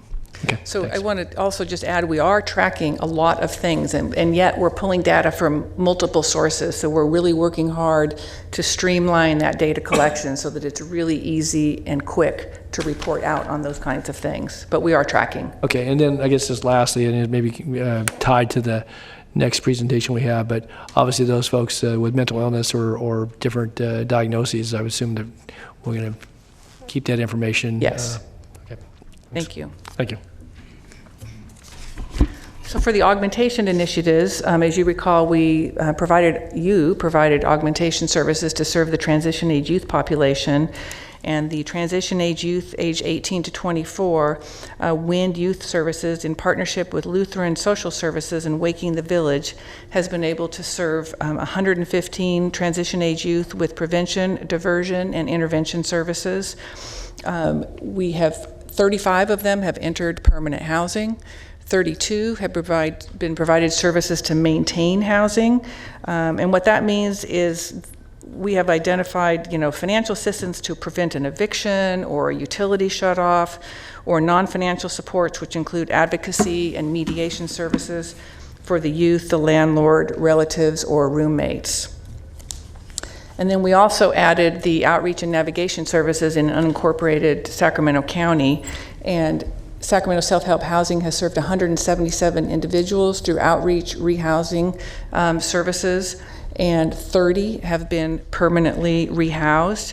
And other services in this program include assistance to obtain identification, connection to mainstream benefits and services, referrals to food, clothing, housing, and emergency shelter, assistance to locate and secure housing, and financial assistance to pay for deposits and other move-in costs. So some of the early learnings and things we have found in this last year, since the implementation commenced, these initiatives have engaged, stabilized, and rehoused hundreds of underserved individuals and families who were not previously engaged in services. Outcomes are improving because we are communicating, coordinating, and being flexible in our response. Working to reduce high barrier access has meant working differently. Most importantly, it has meant personalized response to resolve homelessness based on each unique situation. As a result of personalized engagement, we now have a much better understanding of the complexity of need and the intensive case management and coordination needed to support these individuals with complex needs. As with many successes, there are challenges to ensuring that targets can continue to be met. Unmet needs are certainly outpacing available services. As the initiatives were created to be individualized per the person's needs, more needs are being identified as challenges. As a result, support is needed longer than originally anticipated. And I mentioned our 91-year-old customer. The rise in the elderly and disabled has been sort of striking for us. One of the greatest needs that may be outpacing the program is this increase in the elderly and disabled experiencing homelessness. Options become very limited for them because they have minimal resources to increase income, either through benefits or employment. Permanent supported housing through the No Place Like Home program and new programs such as the upcoming Home Safe program may be able to address some of these needs. However, more work will need to be done to identify the existing gaps in these services. And then, of course, there's housing affordability. As the housing market continues to be stretched thin, housing programs are competing for limited affordable housing throughout the county. Providers struggle with the ability to secure housing units and end up competing with not only themselves, but other investors. This challenge leads to a housing shortfall for those with limited income or housing resources. Shared housing and master leasing become a viable component to enable our providers to access housing units. And we will continue to monitor and share findings and challenges as we move forward with these initiatives. So yesterday, you approved the Homeless Emergency Assistance Program, or the HEAP funding. So we will be expanding some of these programs, which is exciting. We'll be able to increase some of our scattered site shelters and some other things with that funding. And then right after me, you're going to hear from Ms. Kavanaugh about the county homeless plan, which will also create opportunities through the No Place Like Home funding. And finally, in closing, I'd like to share a story that exemplifies the impact of our new homeless initiatives. And this is an additional story from yesterday, because yesterday was another success story from these initiatives. But this is a brief story about a woman named Melba and her son, Brian. Melba is a disabled veteran who was living off the Parkway near Highway 160 with her adult son, Brian, and their dog. A county park ranger encountered the pair, and Brian was arrested due to an active warrant. During his incarceration, his mother, Melba, suffered an assault on the Parkway. And upon his release, he decided that he knew they had to make some changes. During a routine visit to the family, the park ranger was able to make a referral to DHA's full-service rehousing shelter. And because the scattered sites were designed to take people together along with their pets, they were both able to be sheltered in the same house at the same time with their belongings and their dog. Without this model, they would have been separated, and there would have been no place for their dog. Sacramento Self-Help Housing, the case management and housing services provider, worked with the family to identify housing needs and resources. Through this case management, a permanent housing solution was attained by Melba and Brian, along with their Great Dane. They were all able to move into a unit together this past October, a little over a month after they entered shelter. The ranger is still in contact with the family, and they are doing well. This collaboration between DHA, Sacramento Self-Help Housing, and the rangers is exactly what was intended when developing the full-service rehousing shelter to provide shelter to those who would not otherwise access it. I would now like to invite our partners, Lieutenant Dutra from the Sheriff's Department and Deputy Director Liz Bayless and Chief Doan from County Parks, to speak about our collaboration from their perspective. And then I'll come back so you can ask me questions. Okay. Thank you. Lieutenant Dutra?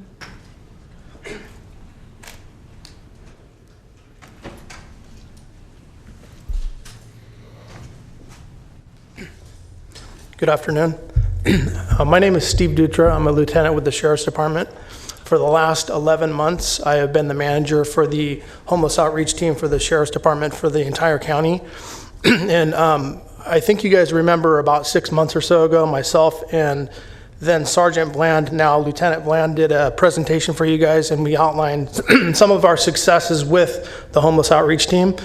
I just wanted to come before you guys today and tell you that those successes would not be possible without our strong partnership with DHA and our collaborative efforts that we engage with them on a daily basis. And I would like to personally acknowledge Megan Marshall and Julie Field for the great job that they do.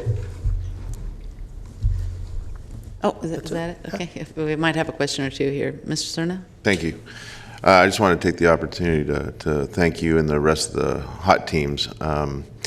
There was a lot of, I think rightfully so, there's a lot of discussion when this board, working with the community, decided to go down sometimes a circuitous path of how best to enhance our homeless service delivery model here for the county. not just in the parkways, but across the entire county, unincorporated and incorporated areas. And I think at first I do remember there being some concern expressed by some in the community that perhaps we were quote unquote trying to militarize parts of that enhancement with more deployment, not just at the Sheriff's Department through our hot teams, but through our Ranger force as well. And I just want to say thank you, because I think not only are we seeing the kind of results that we all want relative to the collective effort involving our sworn personnel, but it's happening in a way that I think really reflects the fact that those in uniform that are part of this success story are really, telling the community, showing the community that it's not just about badges and guns and arresting people. It's really about how best to help those in need. And I'm really delighted to know and to see the results that are coming from, especially from the Sheriff's Department when it comes to that collective effort. So thank you to you and your team. Thank you. Thanks, Steve. And I would just say, I'm sure you remember our conversations about the fair. You used to call it a job fair. I'm not sure what you call what you did. Hope. What? Homeless Outreach Partnership event. Oh, that's right, Hope. Yeah. The fair. Fair. That was so spectacular what your team did there, and you could see the confidence and the trust that the homeless people that attended had for you, and the appreciation for everything they did. So I think that really shows that constant contact makes a difference, and I thank you for that. You're welcome. Okay, thank you. Okay. Thank you. Thank you. Thank you.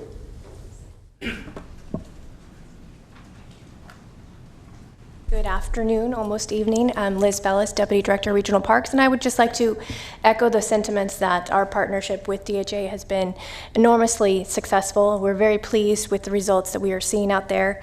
We know that we have 32 persons that have been enrolled and sheltered through these referral programs from our park rangers. Of those 32, 12 have found permanent housing. We're very pleased, and I would also like to publicly thank Ranger Hill, who has made an outstanding effort to reach out to the homeless individuals and is responsible for a great majority of these referrals. So thank you again for your support of this program, and I appreciate it very, very much. Thank you. Thank you, Liz. Thank you. Just quick question, Liz? Oh, I'm sorry. Yeah. As a part of the overall team approach, we did add an animal control officer. Correct. To work not just with enforcement, but I think to maybe help with placement, temporary and such. So is that person employed, and are they working hand in hand with the rangers, with our hot team, with our social workers, or what's the status there? Yes. They most definitely are. I wanted to confirm that with Ranger Doan, but yes, they are, and we have relied upon that service as well. Okay, very good. Thanks. Thank you.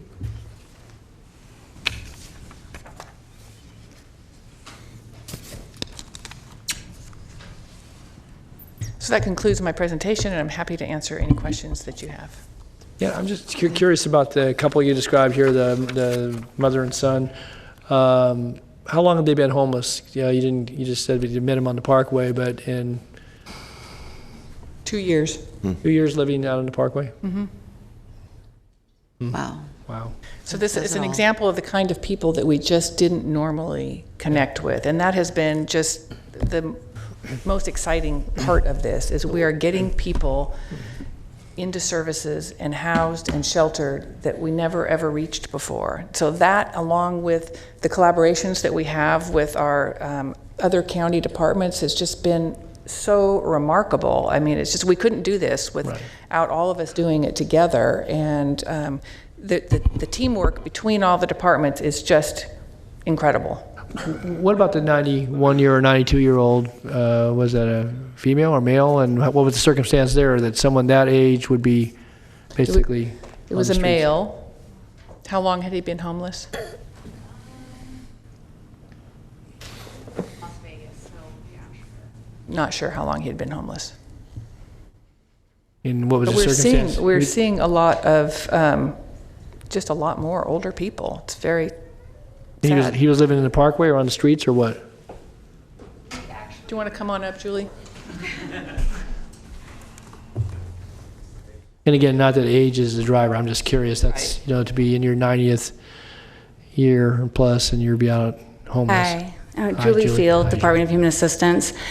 Yeah, we've been seeing a lot of elderly folks. We've had a few in their 80s and 90s referred through APS. We've found, we were able to connect with one gentleman, a 91-year-old individual, through Senior Safe House.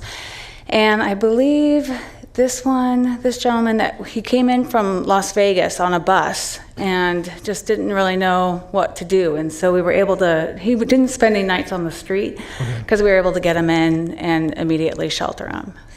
And we are, I know I've got a meeting with Bruce and others about the Senior Safe House because we only have 6 beds there. So I think one of these indicators is probably important that we're. Yeah, we're meeting with you on that. Just very briefly, we have submitted an application to the state for that, and so that's underway. Great. Okay, thanks. The Home Safe program, right? Ms. Okay, Frost? that's what I was just going to say. Home Safe, yeah. So I'm blown away because I remember in 2017 when we began to have this conversation, it seemed like at that time there were around 3,600 homeless count. And what you just described, over 400 people have been permanently housed through all of your initiatives, is what it kind of adds up to, including families that probably have multiple people, right? I mean, that's incredible. It is really incredible, and it's again, it's 400 out of the 3,600, and we do have a count coming up in January. So are you expecting it to outpace the homeless, to outpace your progress? I'm not going to speculate, but I do think there are a lot more homeless than we know. And I think the count is going to tell us more about that. So it's too soon to speculate about that. This is a lot of people, and this is really, really working. And I just think we keep plugging away at this, and we will continue to make a difference. One of the things that was planned for was creating a system that we could easily build upon with additional funding sources, and it's happening already with the Home Safe program and the the HEAP. I mean, so we are taking additional funding sources and expanding on what we built, and it's working. So I have a question about the scattered site model. Is this funding that just comes from, is this funding that is provided by the administrator of the program, and they purchase the houses and sublease them to us? And is there an opportunity for real estate investors that might want to participate in that partnership and buy houses that can be used? Because I was just talking to someone today that I wanted to. We would love people to buy houses for us, but the way it works now is we have a contract with Sacramento Self-Help Housing,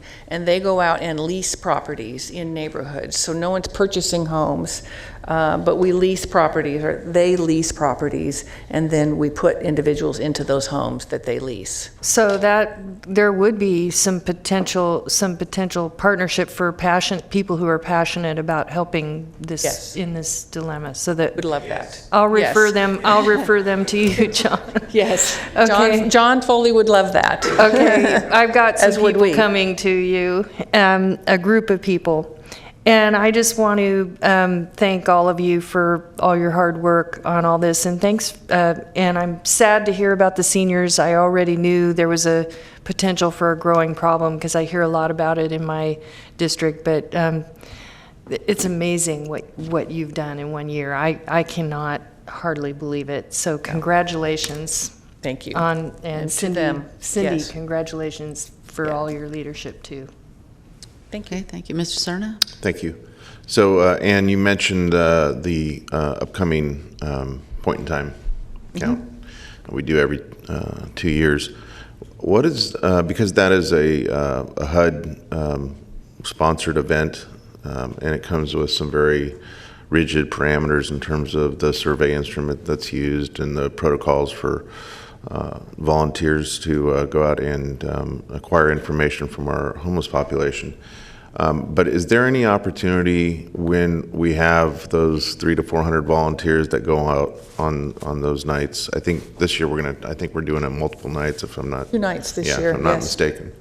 But is there any opportunity, because we now have, since the last count, this enhanced model, the city of Sacramento has their enhanced models, to not only acquire the information, but somehow share what's available now that wasn't available 2 years ago? Share about the services that are available? Yeah. Oh, I think so. I mean, it depends. Sacramento Steps Forward is leading the homeless count effort, and we can certainly talk to them about how we might incorporate that. Perhaps after the survey is administered, perhaps there's a way to do that. Perhaps. I will have someone talk I to think them it would about be, that. if it is permissible, if it's possible, I think we'd be foolish not to use that, at least those 2 nights, to get the word out. Okay, thank you. Okay, thank you. I don't see any more questions. I would add my congratulations to everybody who worked so hard and is making this program work, and hopefully next year you'll tell us it's 800 people. I hope so. Thank you. Thank you.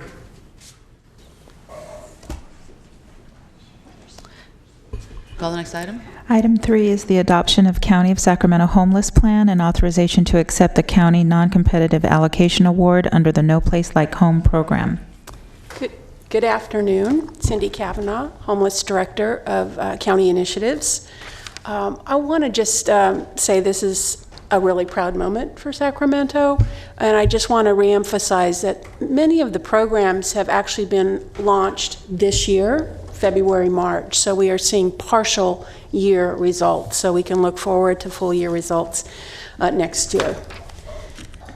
I'm pleased to recommend this afternoon 2 resolutions for your consideration. First, to accept the No Place Like Home non-competitive allocation of just over $5 million. And secondly, to adopt the Sacramento County Homeless Plan that we will submit to the Department of Housing and Community Development, or HCD, so that we can submit project No Place Like Home applications using both competitive and non-competitive funding. Really quickly, as a reminder, No Place Like Home is a state bond program repaid with Diverted County Mental Health Services Act, or MHSA funding, to provide permanent affordable housing with ongoing supportive services for persons experiencing homelessness who also have a serious mental illness. In No Place Like Home housing, counties are co-applicants to the state and commit to supportive services for 20 years. Today we saw the groundbreaking of a permanent supportive housing project at Courtyard Inn, which is the 9th PSH project with county funding, including MHSA funding for services. No Place Like Home funding was made available to counties by HCD in August with the non-competitive notice of funding, and in October with the competitive notice of funding, with development applications due for the first round at the end of January. In anticipation, you might recall the county and Sacramento Housing and Redevelopment Agency issued a joint request to partner in August, and we will be returning to the board with recommended developments using both competitive and non-competitive funding at the end of January. For the better part of this year, county staff and our consultants have worked with the community to develop the state-required homeless plan with the core elements you see here, which help us to understand the scope of the problem in our community, to inventory existing efforts, partners, and resources, to identify critical gaps, and to lay out our plans to address unmet need. Our goal for the plan, though, is not only to meet state requirements, but to serve as a building block for all of our partners within Sacramento to create and implement shared strategies that make a measurable impact on homelessness.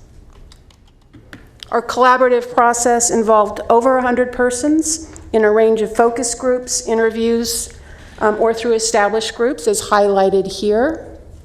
In addition, we shared our strategies and received additional feedback in a large community meeting in early November with over 100 people in attendance, and through online posting of the draft plan.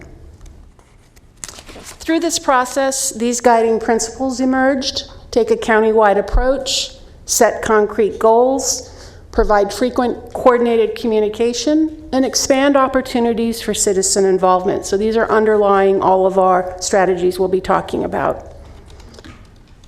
The next few slides depict some of the characteristics of the population experiencing homelessness, which are covered in more depth in the plan itself. The first slide does show the most recent 2017 point-in-time count of sheltered and unsheltered persons.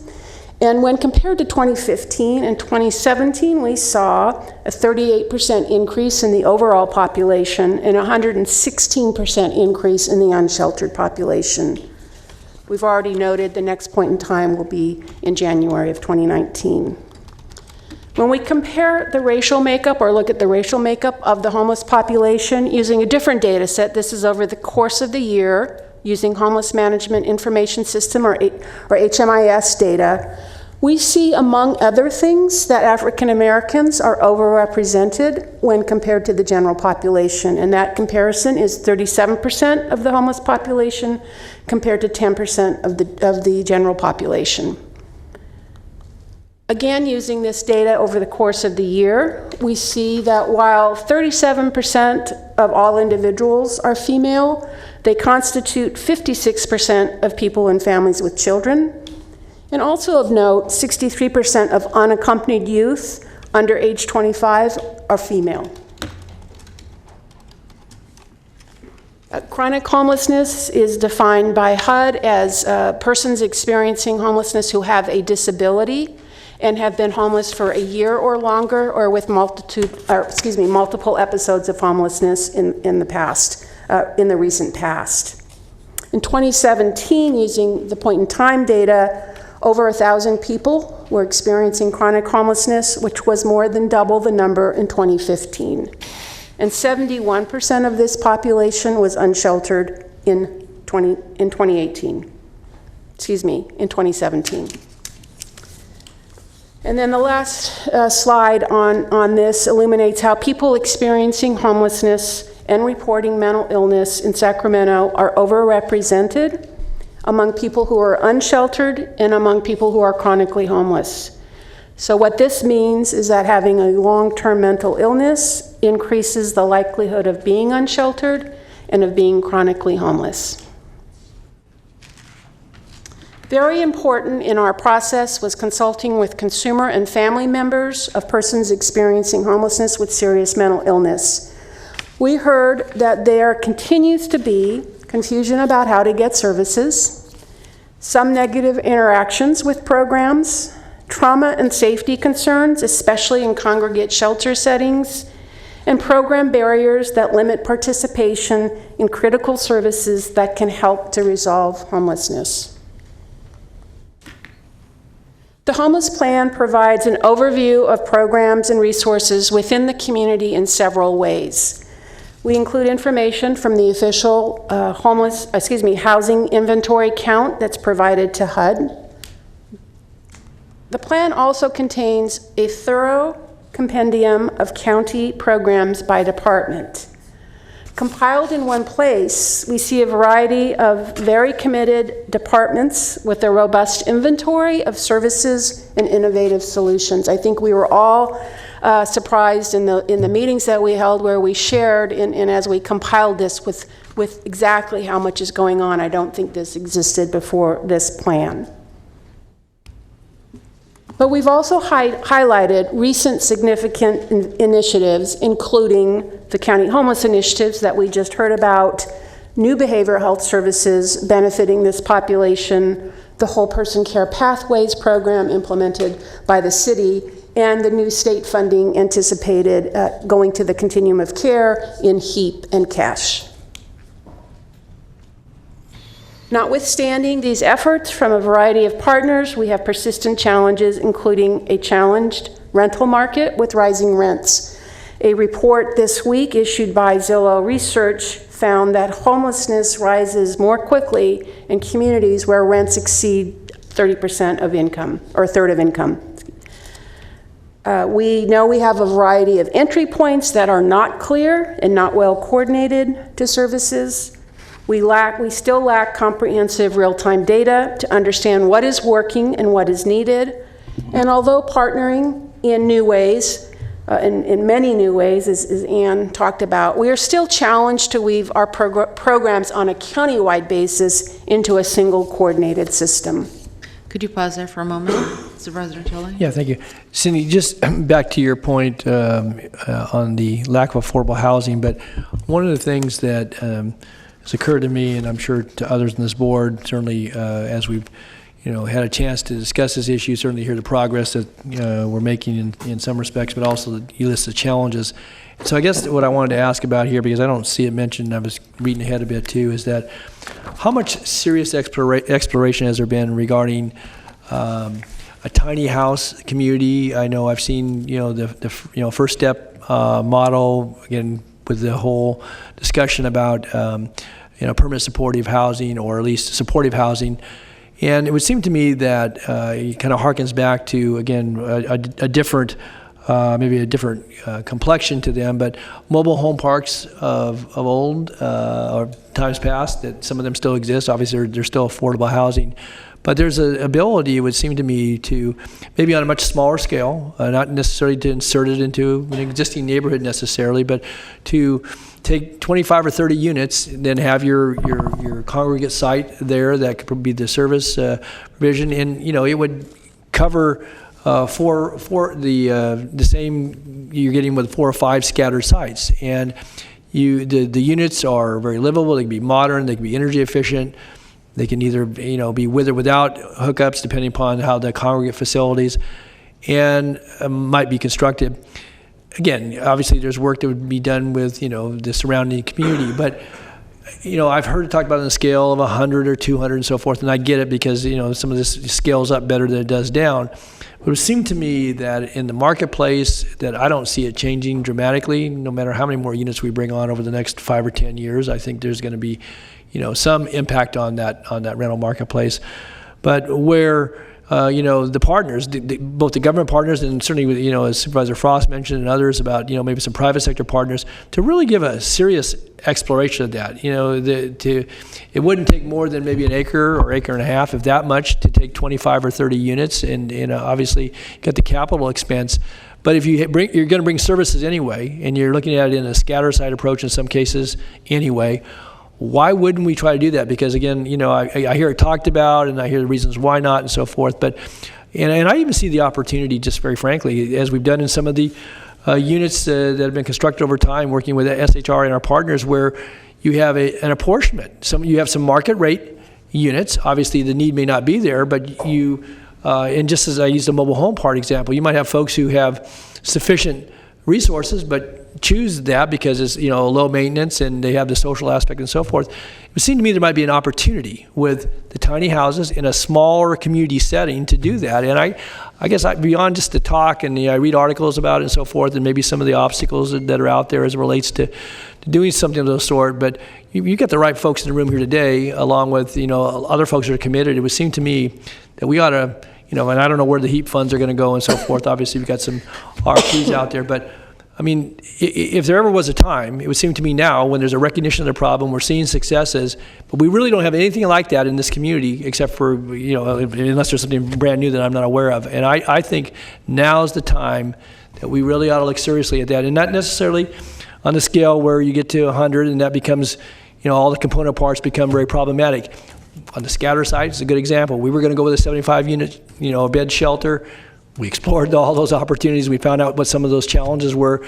We downsized it. We have good partners we're working with, and we're finding the successes. And so I guess I'm going to suggest that, for you and whoever else might be a part of this, but as a part of that, at least on the affordable housing, that could be permanent supportive, but it also may have the mobility attached to it, and you might even be able to intermix it with some, if somebody's downsizing, that you would want a tiny house opportunity, you might want some of those supportive services. It may not be the same that you would provide to somebody who has a chronic situation. So I don't want to take too much time, but just it occurred to me in the discussion, bless you, today that maybe now is the time to really try to capture that with some of the monies, because we'd have the opportunity to really put something together. And I think with the partners here, we could do it on a small scale and prove to folks that it works, just as Scatter Side has, just as we've done with some of the mental health crisis residential and so forth. That you take these smaller bites, and then folks get an understanding, they get a feel for it, they get an appreciation for it, and and then you can point to something that, hey, it works. Thank you. We do have a number of strategies related to ways to develop affordable housing, and certainly we can fit in that exploration within those strategies. I also hear you talking about tiny homes in the context of sheltering, which I know is the First Step Communities model. I know that the city has been exploring tiny homes for housing and/or shelter. Most of the expansion of new shelters outside of the scattered site and within the family shelters with HEAP will be within the city purview. But there's nothing to say we can't explore how to do alternative ways. And certainly our housing focus group, we talked about what do we need to do to really bring more housing online. And what we heard was additional gap financing from all of the jurisdictions. So we have strategies related to inventorying that and talking to all of the jurisdictions, because housing is a jurisdictional issue. And we also heard we really need to take advantage of the new money coming online through the state, like No Place Like Home. If we have those two things, we will see more affordable housing for this population or other populations. But we do and we can explore alternatives to that. Although I do always say Quinn Cottages was the first tiny homes. So we do have one example of a tiny home model. But that's not to say we need to be innovative. You have mobile tiny homes now. Again, some of those are very pricey, but I mean, there's other models of those as well. And it just seems to me that the county can be a real leader in that respect. To get a demonstration project, and whether it's for sheltering or for the PSH, permanent supportive housing, it seems to me there's opportunity in both realms, and to do it and to make the capital investment. And with a mobile situation, if units wear out or people can get into ownership, they can take those and go elsewhere too. And so it seems to me we ought to take opportunity. One of the things that No Place Like Home is doing, because the county is a co-applicant with the developer, is putting us in new relationship with the development community, if you will, with their applications for what they do and what we want, as well as with Sacramento Housing Redevelopment Agency. So really, we are working in concert, and it's a different feel, a different relationship. So thank you. Just one last point, because we do have some mobile home parks, and actually some in the Delta where they're accommodating tiny homes, but we really don't have a kind of a brand new location to look to. And so it would seem to me, again, I'm going to say it one more time, that this is an opportune time to look at that. Thanks. So moving to proposed solutions, and I am going to go briefly over these because there are 59 activities within 29 strategies in 6 key areas. In identifying what to focus our attention on, we looked at scaling up and strengthening where there is momentum, and certainly our county initiatives are an example, but also addressing critical gaps. We believe our strategies are both aspirational and grounded in practical considerations.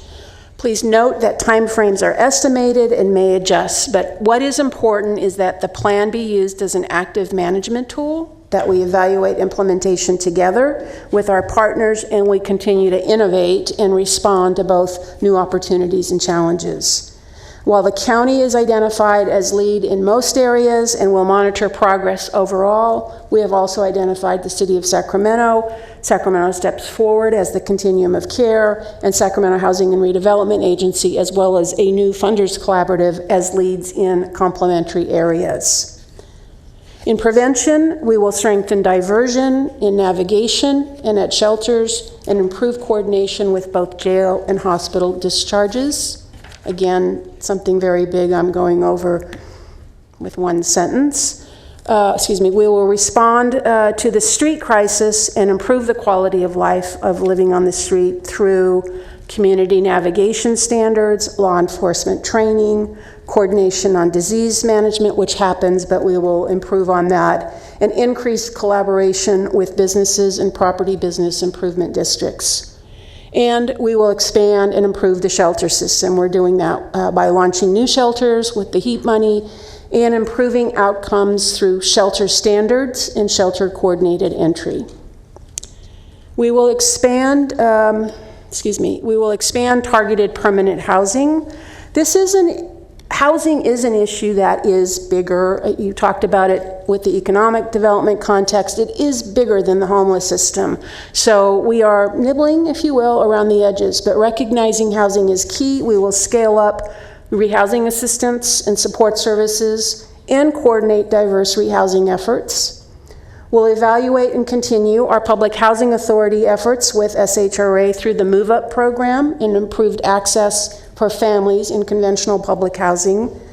And we, as I mentioned, will inventory and coordinate local gap financing and local housing strategies, especially as we're looking at communities starting to work on their housing elements. We will continue to leverage and coordinate mainstream services and systems through the implementation of the mental health and drug waiver programs that scale up behavioral health services and improve coordination and targeting for this population. We'll implement jail diversion pilots and records expungement, and we will coordinate, we hope, in new ways with both health and employment systems. And then finally, through a collaborative effort, we seek to improve how our overall system works, focusing on coordinated entry and shelter entry, community standards for programs, data and evaluation, a funders collaborative, and promoting and supporting staff, community, and political leadership throughout Sacramento County. In conclusion, we have before you an ambitious, substantive, yet realistic plan that relies on the efforts, strengths, and passions of not only our individual county departments, but on our broader continuum of care and city partners. I would like to thank and acknowledge those who helped to develop this plan, including what we called the county plan conveners at Department of Human Assistance and Department of Health Services, including Dr. Bielenson, Uma Zajkowski, Sandy Damiano, Ann Edwards, and her crew who are still here, and our consultants at Focus Strategies, and a broad range of community partners who contributed their time and talents that demonstrate their faith in our vision of making homelessness in Sacramento County rare, brief, and one time. I just would like to also say, if it pleases the board, we have representatives of Sacramento Steps Forward, the City of Sacramento, and SHRA, who are all leads on elements of the plan, and they're willing to, here to state their support of our efforts. Okay, comments before we go to that, Mr. Kennedy? Yes, thank you, Madam Chair. Cindy, one of the things I have to say that, first of all, great work. I mean, it goes without saying, but it shouldn't go without saying. And the comprehensive nature of the report is impressive. But the one area that still continues to frustrate me, not the one area, but one area that, because it seems like it should be solvable, but we've been talking about it for years now, I have, and I've talked about it with Dr. Bielenson the second his feet hit the ground. I've been talking about it with you and others, and that's this issue of the data. I mean, you even talk about in the plan the coordination entry assessments and so forth, and you talk about it's right there on that slide, the need to use data, and then it says even in the plan it says, I started marking it every time that it drew my attention. I started to run out of Post-it notes, so I just thought I'd bring it up as an overall concern. And it says it should be noted that this information is self-reported and may not always accurately reflect a person's actual usage. When or how are we ever going to get to where we break down all these silos and that we have comprehensive data that is available and not requiring self-reporting, and self-reporting from many of whom, as your data shows, are people with mental illness, so it's questionable about how accurate the self-reporting even is. But when if we don't have accurate data on hospital visits and emergency room usage, and if they go from one to the other, they can be in one in 55 times in a year, another in 20 times. We don't necessarily gather that, and they don't talk to each other often. I recognize HIPAA and all that, but it just seems like we can get over some of that. I mean, we don't share enough information about the information at the jail, and that's one of our own departments. So we've got all these silos. Are we ever going to be able to break down the silos and have one system, one data sharing organization to oversee all of this? I mean, including HMIS, and it goes on and on and on. So where I thought you were going was getting data reports from HMIS, which we have committed to our data dashboard in the first quarter or so of next year. We're working with Sacramento Steps Forward. That is one system that we're not getting data out of that we would like. And we've been saying That's that just for one system. We've been saying that for years. Yes. So we have put consultant resources towards it, and we are working with the city, SSF, and our several departments. So that's a smaller problem than the one, or issue or challenge, than the one you raised. We have made some steps towards sharing data through the data sharing agreements with the city and the county, although I'm not the best one to speak to that. It's really between behavioral health and the City of Sacramento Pathways program. I am seeing small steps, but it is not in here for a comprehensive data system. It would be a very expensive and long-term endeavor, which would have value, but it really is not contained, although the strategies in here are not, of course, limited. It's not, we're only doing this. Things, can be worked on and will be worked on outside of it. So we can add, as we look at the data that we do talk about here, looking at how we integrate systems. And you do see us having more relationship with the health system, with the jail system. You see the beginning of that collaboration in different parts of the strategy. So I think that will also lead to, okay, how do we get to a single system of data? I think within the county structure, it is more doable. Outside of the county structure, then there are additional challenges. I see challenges in the county, frankly. Yes, it's expensive, but this is an issue that would benefit a great many organizations throughout this spectrum. It's something that shared costs should be, it shouldn't be borne by just the county or just the city or just the hospital systems, or it goes on and on. It's something that we should all be working on together, and I don't know what that looks like, but until we have the accurate data, we're not going to thoroughly be able to serve people the way that we want to. And we pointed out again and again throughout this report, well, this data is inaccurate here, and it's different there, and it's conflicting here, and it's just very frustrating. All right. Mr. Cerna? Thank you. One of the continuing challenge points that you made, Cindy, had to do with the lack of coordination, the continuing lack of coordination for entry points. And when we had that part of the discussion 18 months ago, I viewed it then as I do now as that should be considered low-hanging fruit by everyone involved. In other words, why is that still a continuing problem when it doesn't seem like it's that complicated a problem to get everyone on the same page in terms of just how to start the service delivery for those suffering homelessness? So I would characterize it as lack of coordinated programs, not so much a lack of will for coordination or lack of coordinating opportunities. So we are coordinating quite heavily within the county and across the county departments and across to the cities as well as to Sacramento Steps Forward. So there is coordination, but we do not have a coordinated system which would make it easier for the consumer, for example, and that is in part because of highly complex funding and systems of care with different places to enter, and certainly data and knowing where people are interacting would be a helpful tool, but it's really understanding who's touching what, and this vast array of, we have a lot of programs, but how do we really integrate the programs together? But we are coordinating. The will is there, and we are coordinating, and there may be additional ideas. It just feels like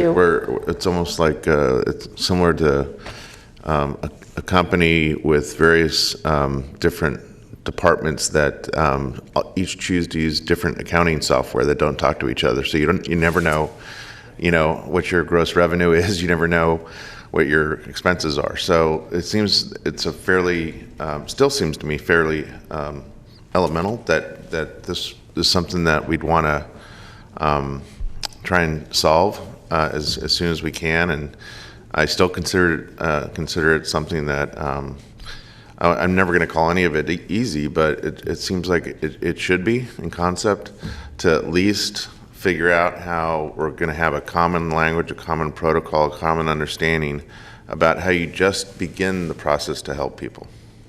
Not necessarily the programming that the city would then do and the program the county would then do or Next Move or whomever, but just to get it started. And we are working on common standards for each element of the system. There are a number of things we're doing. It may be slow. It may seem easier than we have found it to be, but we have identified things such as the common standards, the coordinated entry, the funders collaborative, all geared towards greater coordination. We are also learning that it is the client-centered approach where then the experts navigate systems may be the best way to really expect to make a very complex set of systems understandable is hard enough for our experts to do, but I think we're finding if we can move towards client-centered services with the navigation teams, with the case management team, and we're really moving towards centralizing that, if you will, not having it in so many spots.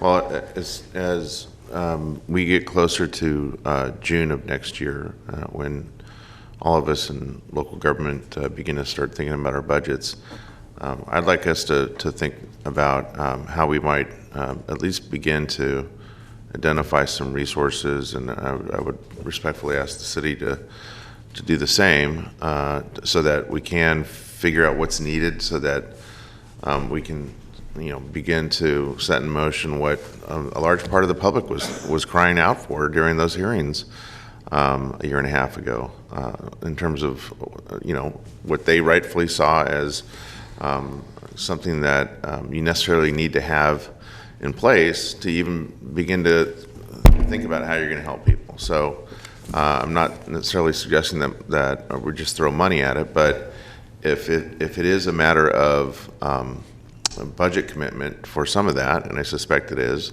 then that ought to be on our radar. And just will note in that last category of strengthening system leadership and accountability, I think it really falls in there. With the cash money, Sacramento Steps Forward is investing close to $1 million, either between staff and consultants, to develop these things I've talked about. And within this set of strategies is for us at some point within this plan, after a year, after some point, really look at the structures that we have to see if it's the most effective, because we do have multiple structures, and either we continue to coordinate or we think of a different structure that really embeds us with each other. If I might, Cindy, Supervisors, just to add to that, I think your point's very well taken. One other approach we can take through our work with NACO and other organizations, these programs that we're trying to pull together and the data issues that we have here are not unique to us. So I think it'd be worthwhile to reach out and talk with people in other jurisdictions. Maybe there's no solution out there, but there could be other approaches that we can take a look at and see if they're applicable here. That's just another strategy that we might explore. Thank you. Looking a little towards DHA to see if they wanted to add on the data question. I think it's on their radar as well. Thank you. Thank you. Any other questions? Don't see, and we do have a couple speakers. Thank you. Thanks, Ann. And more.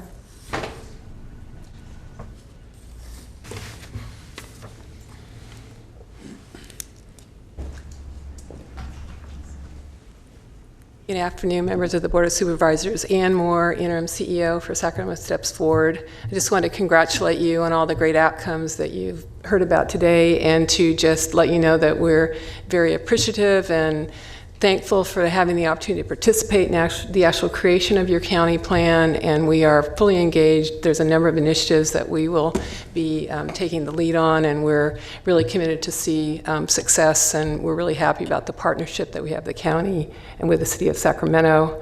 I'd also acknowledge that today at the Continuum of Care Advisory Board meeting, there was a unanimous vote of support for this plan. I think was a lot of support around the room for the process and for the product that you have before you. And I'll be brief, but I just wanted to let you know we're fully in support. Thanks, Ann. Thank you, Ann. Mike Jaskey?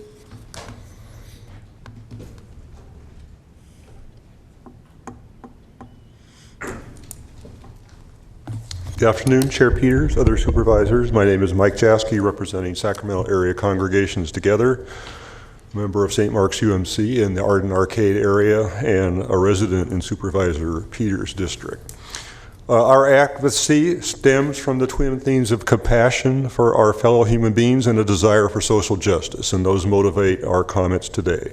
We applaud the county staff's efforts to develop the draft plan that's before you. Ms. Kavanaugh and her consultant worked with the same team from the city and Sacramento Steps Forward, as you've heard, that developed the HEAP and CASH program applications earlier, and that effort expanded into this plan. While this plan is a great step forward, it's incomplete in some important ways. And page 50 of the draft final document somewhat acknowledges these limitations. In particular, the timing of this effort seems to have prevented a formal gaps analysis, meaning what are the needs versus the capacity to provide those needs, to calculate numeric estimates of how much more we need. So the plan is mostly directional in the sense of we need to do more of this, we need to improve coordination there. Relatedly, this plan has no estimate of the funds now being spent or the funds that need to be spent in order to bring that gap down to zero or something closer to zero. And that's important for you to understand in the context of budgeting, obviously. Are we a little bit short of where we need to be, or are we a whole lot short? And it doesn't, at least the way I read it, include an explicit commitment from you, or that you will, if assuming you adopt it, that you will actually pursue the activities in here and use this document to guide your budgeting decisions. So I'm glad that Supervisor Cerna raised that connection. We believe that this plan, while it has limitations, is sound, and you should pursue it and use it. We continue to request that there be a comprehensive collaborative plan that's approved at all levels of local government. We need a complete plan. We're not quite there yet. And so we ask that when you adopt this plan, that you direct the county executive to convene a multi-agency group that will start from this plan, that will conduct the numeric analyses that are necessary to give the quantitative dimension to it, and bring that back to you at some suitable point for your consideration. Thank you. Howard Lawrence?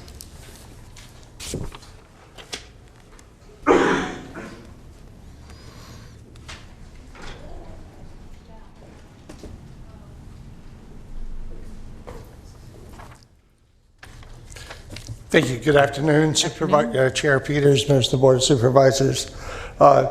Clearly, since both Mike and I represent ACT, I would like to sort of adopt and incorporate his remarks and not try to repeat them. I would like to add my voice in appreciation to the outreach that was offered in putting this plan together. The county gave us a full opportunity for input, and that input was clearly received, and so portions of how the plan was adopted, drafted.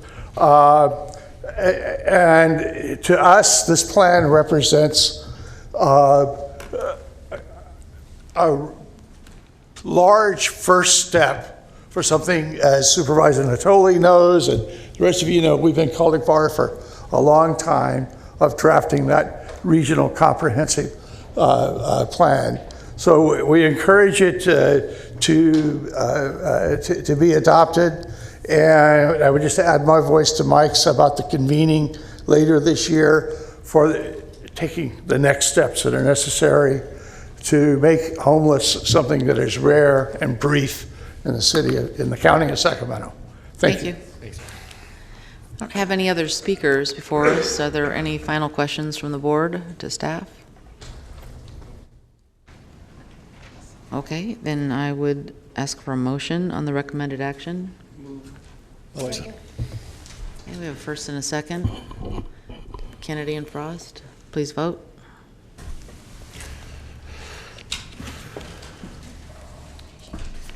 Unanimous vote. Okay, thank you. Thank you to all of you. Thank Go forth you. and be as productive next year. Both president. All right. I guess we've got, is that all the business we have? Excuse me, can I just clarify that there were 2 resos, because I understood there was Both. some.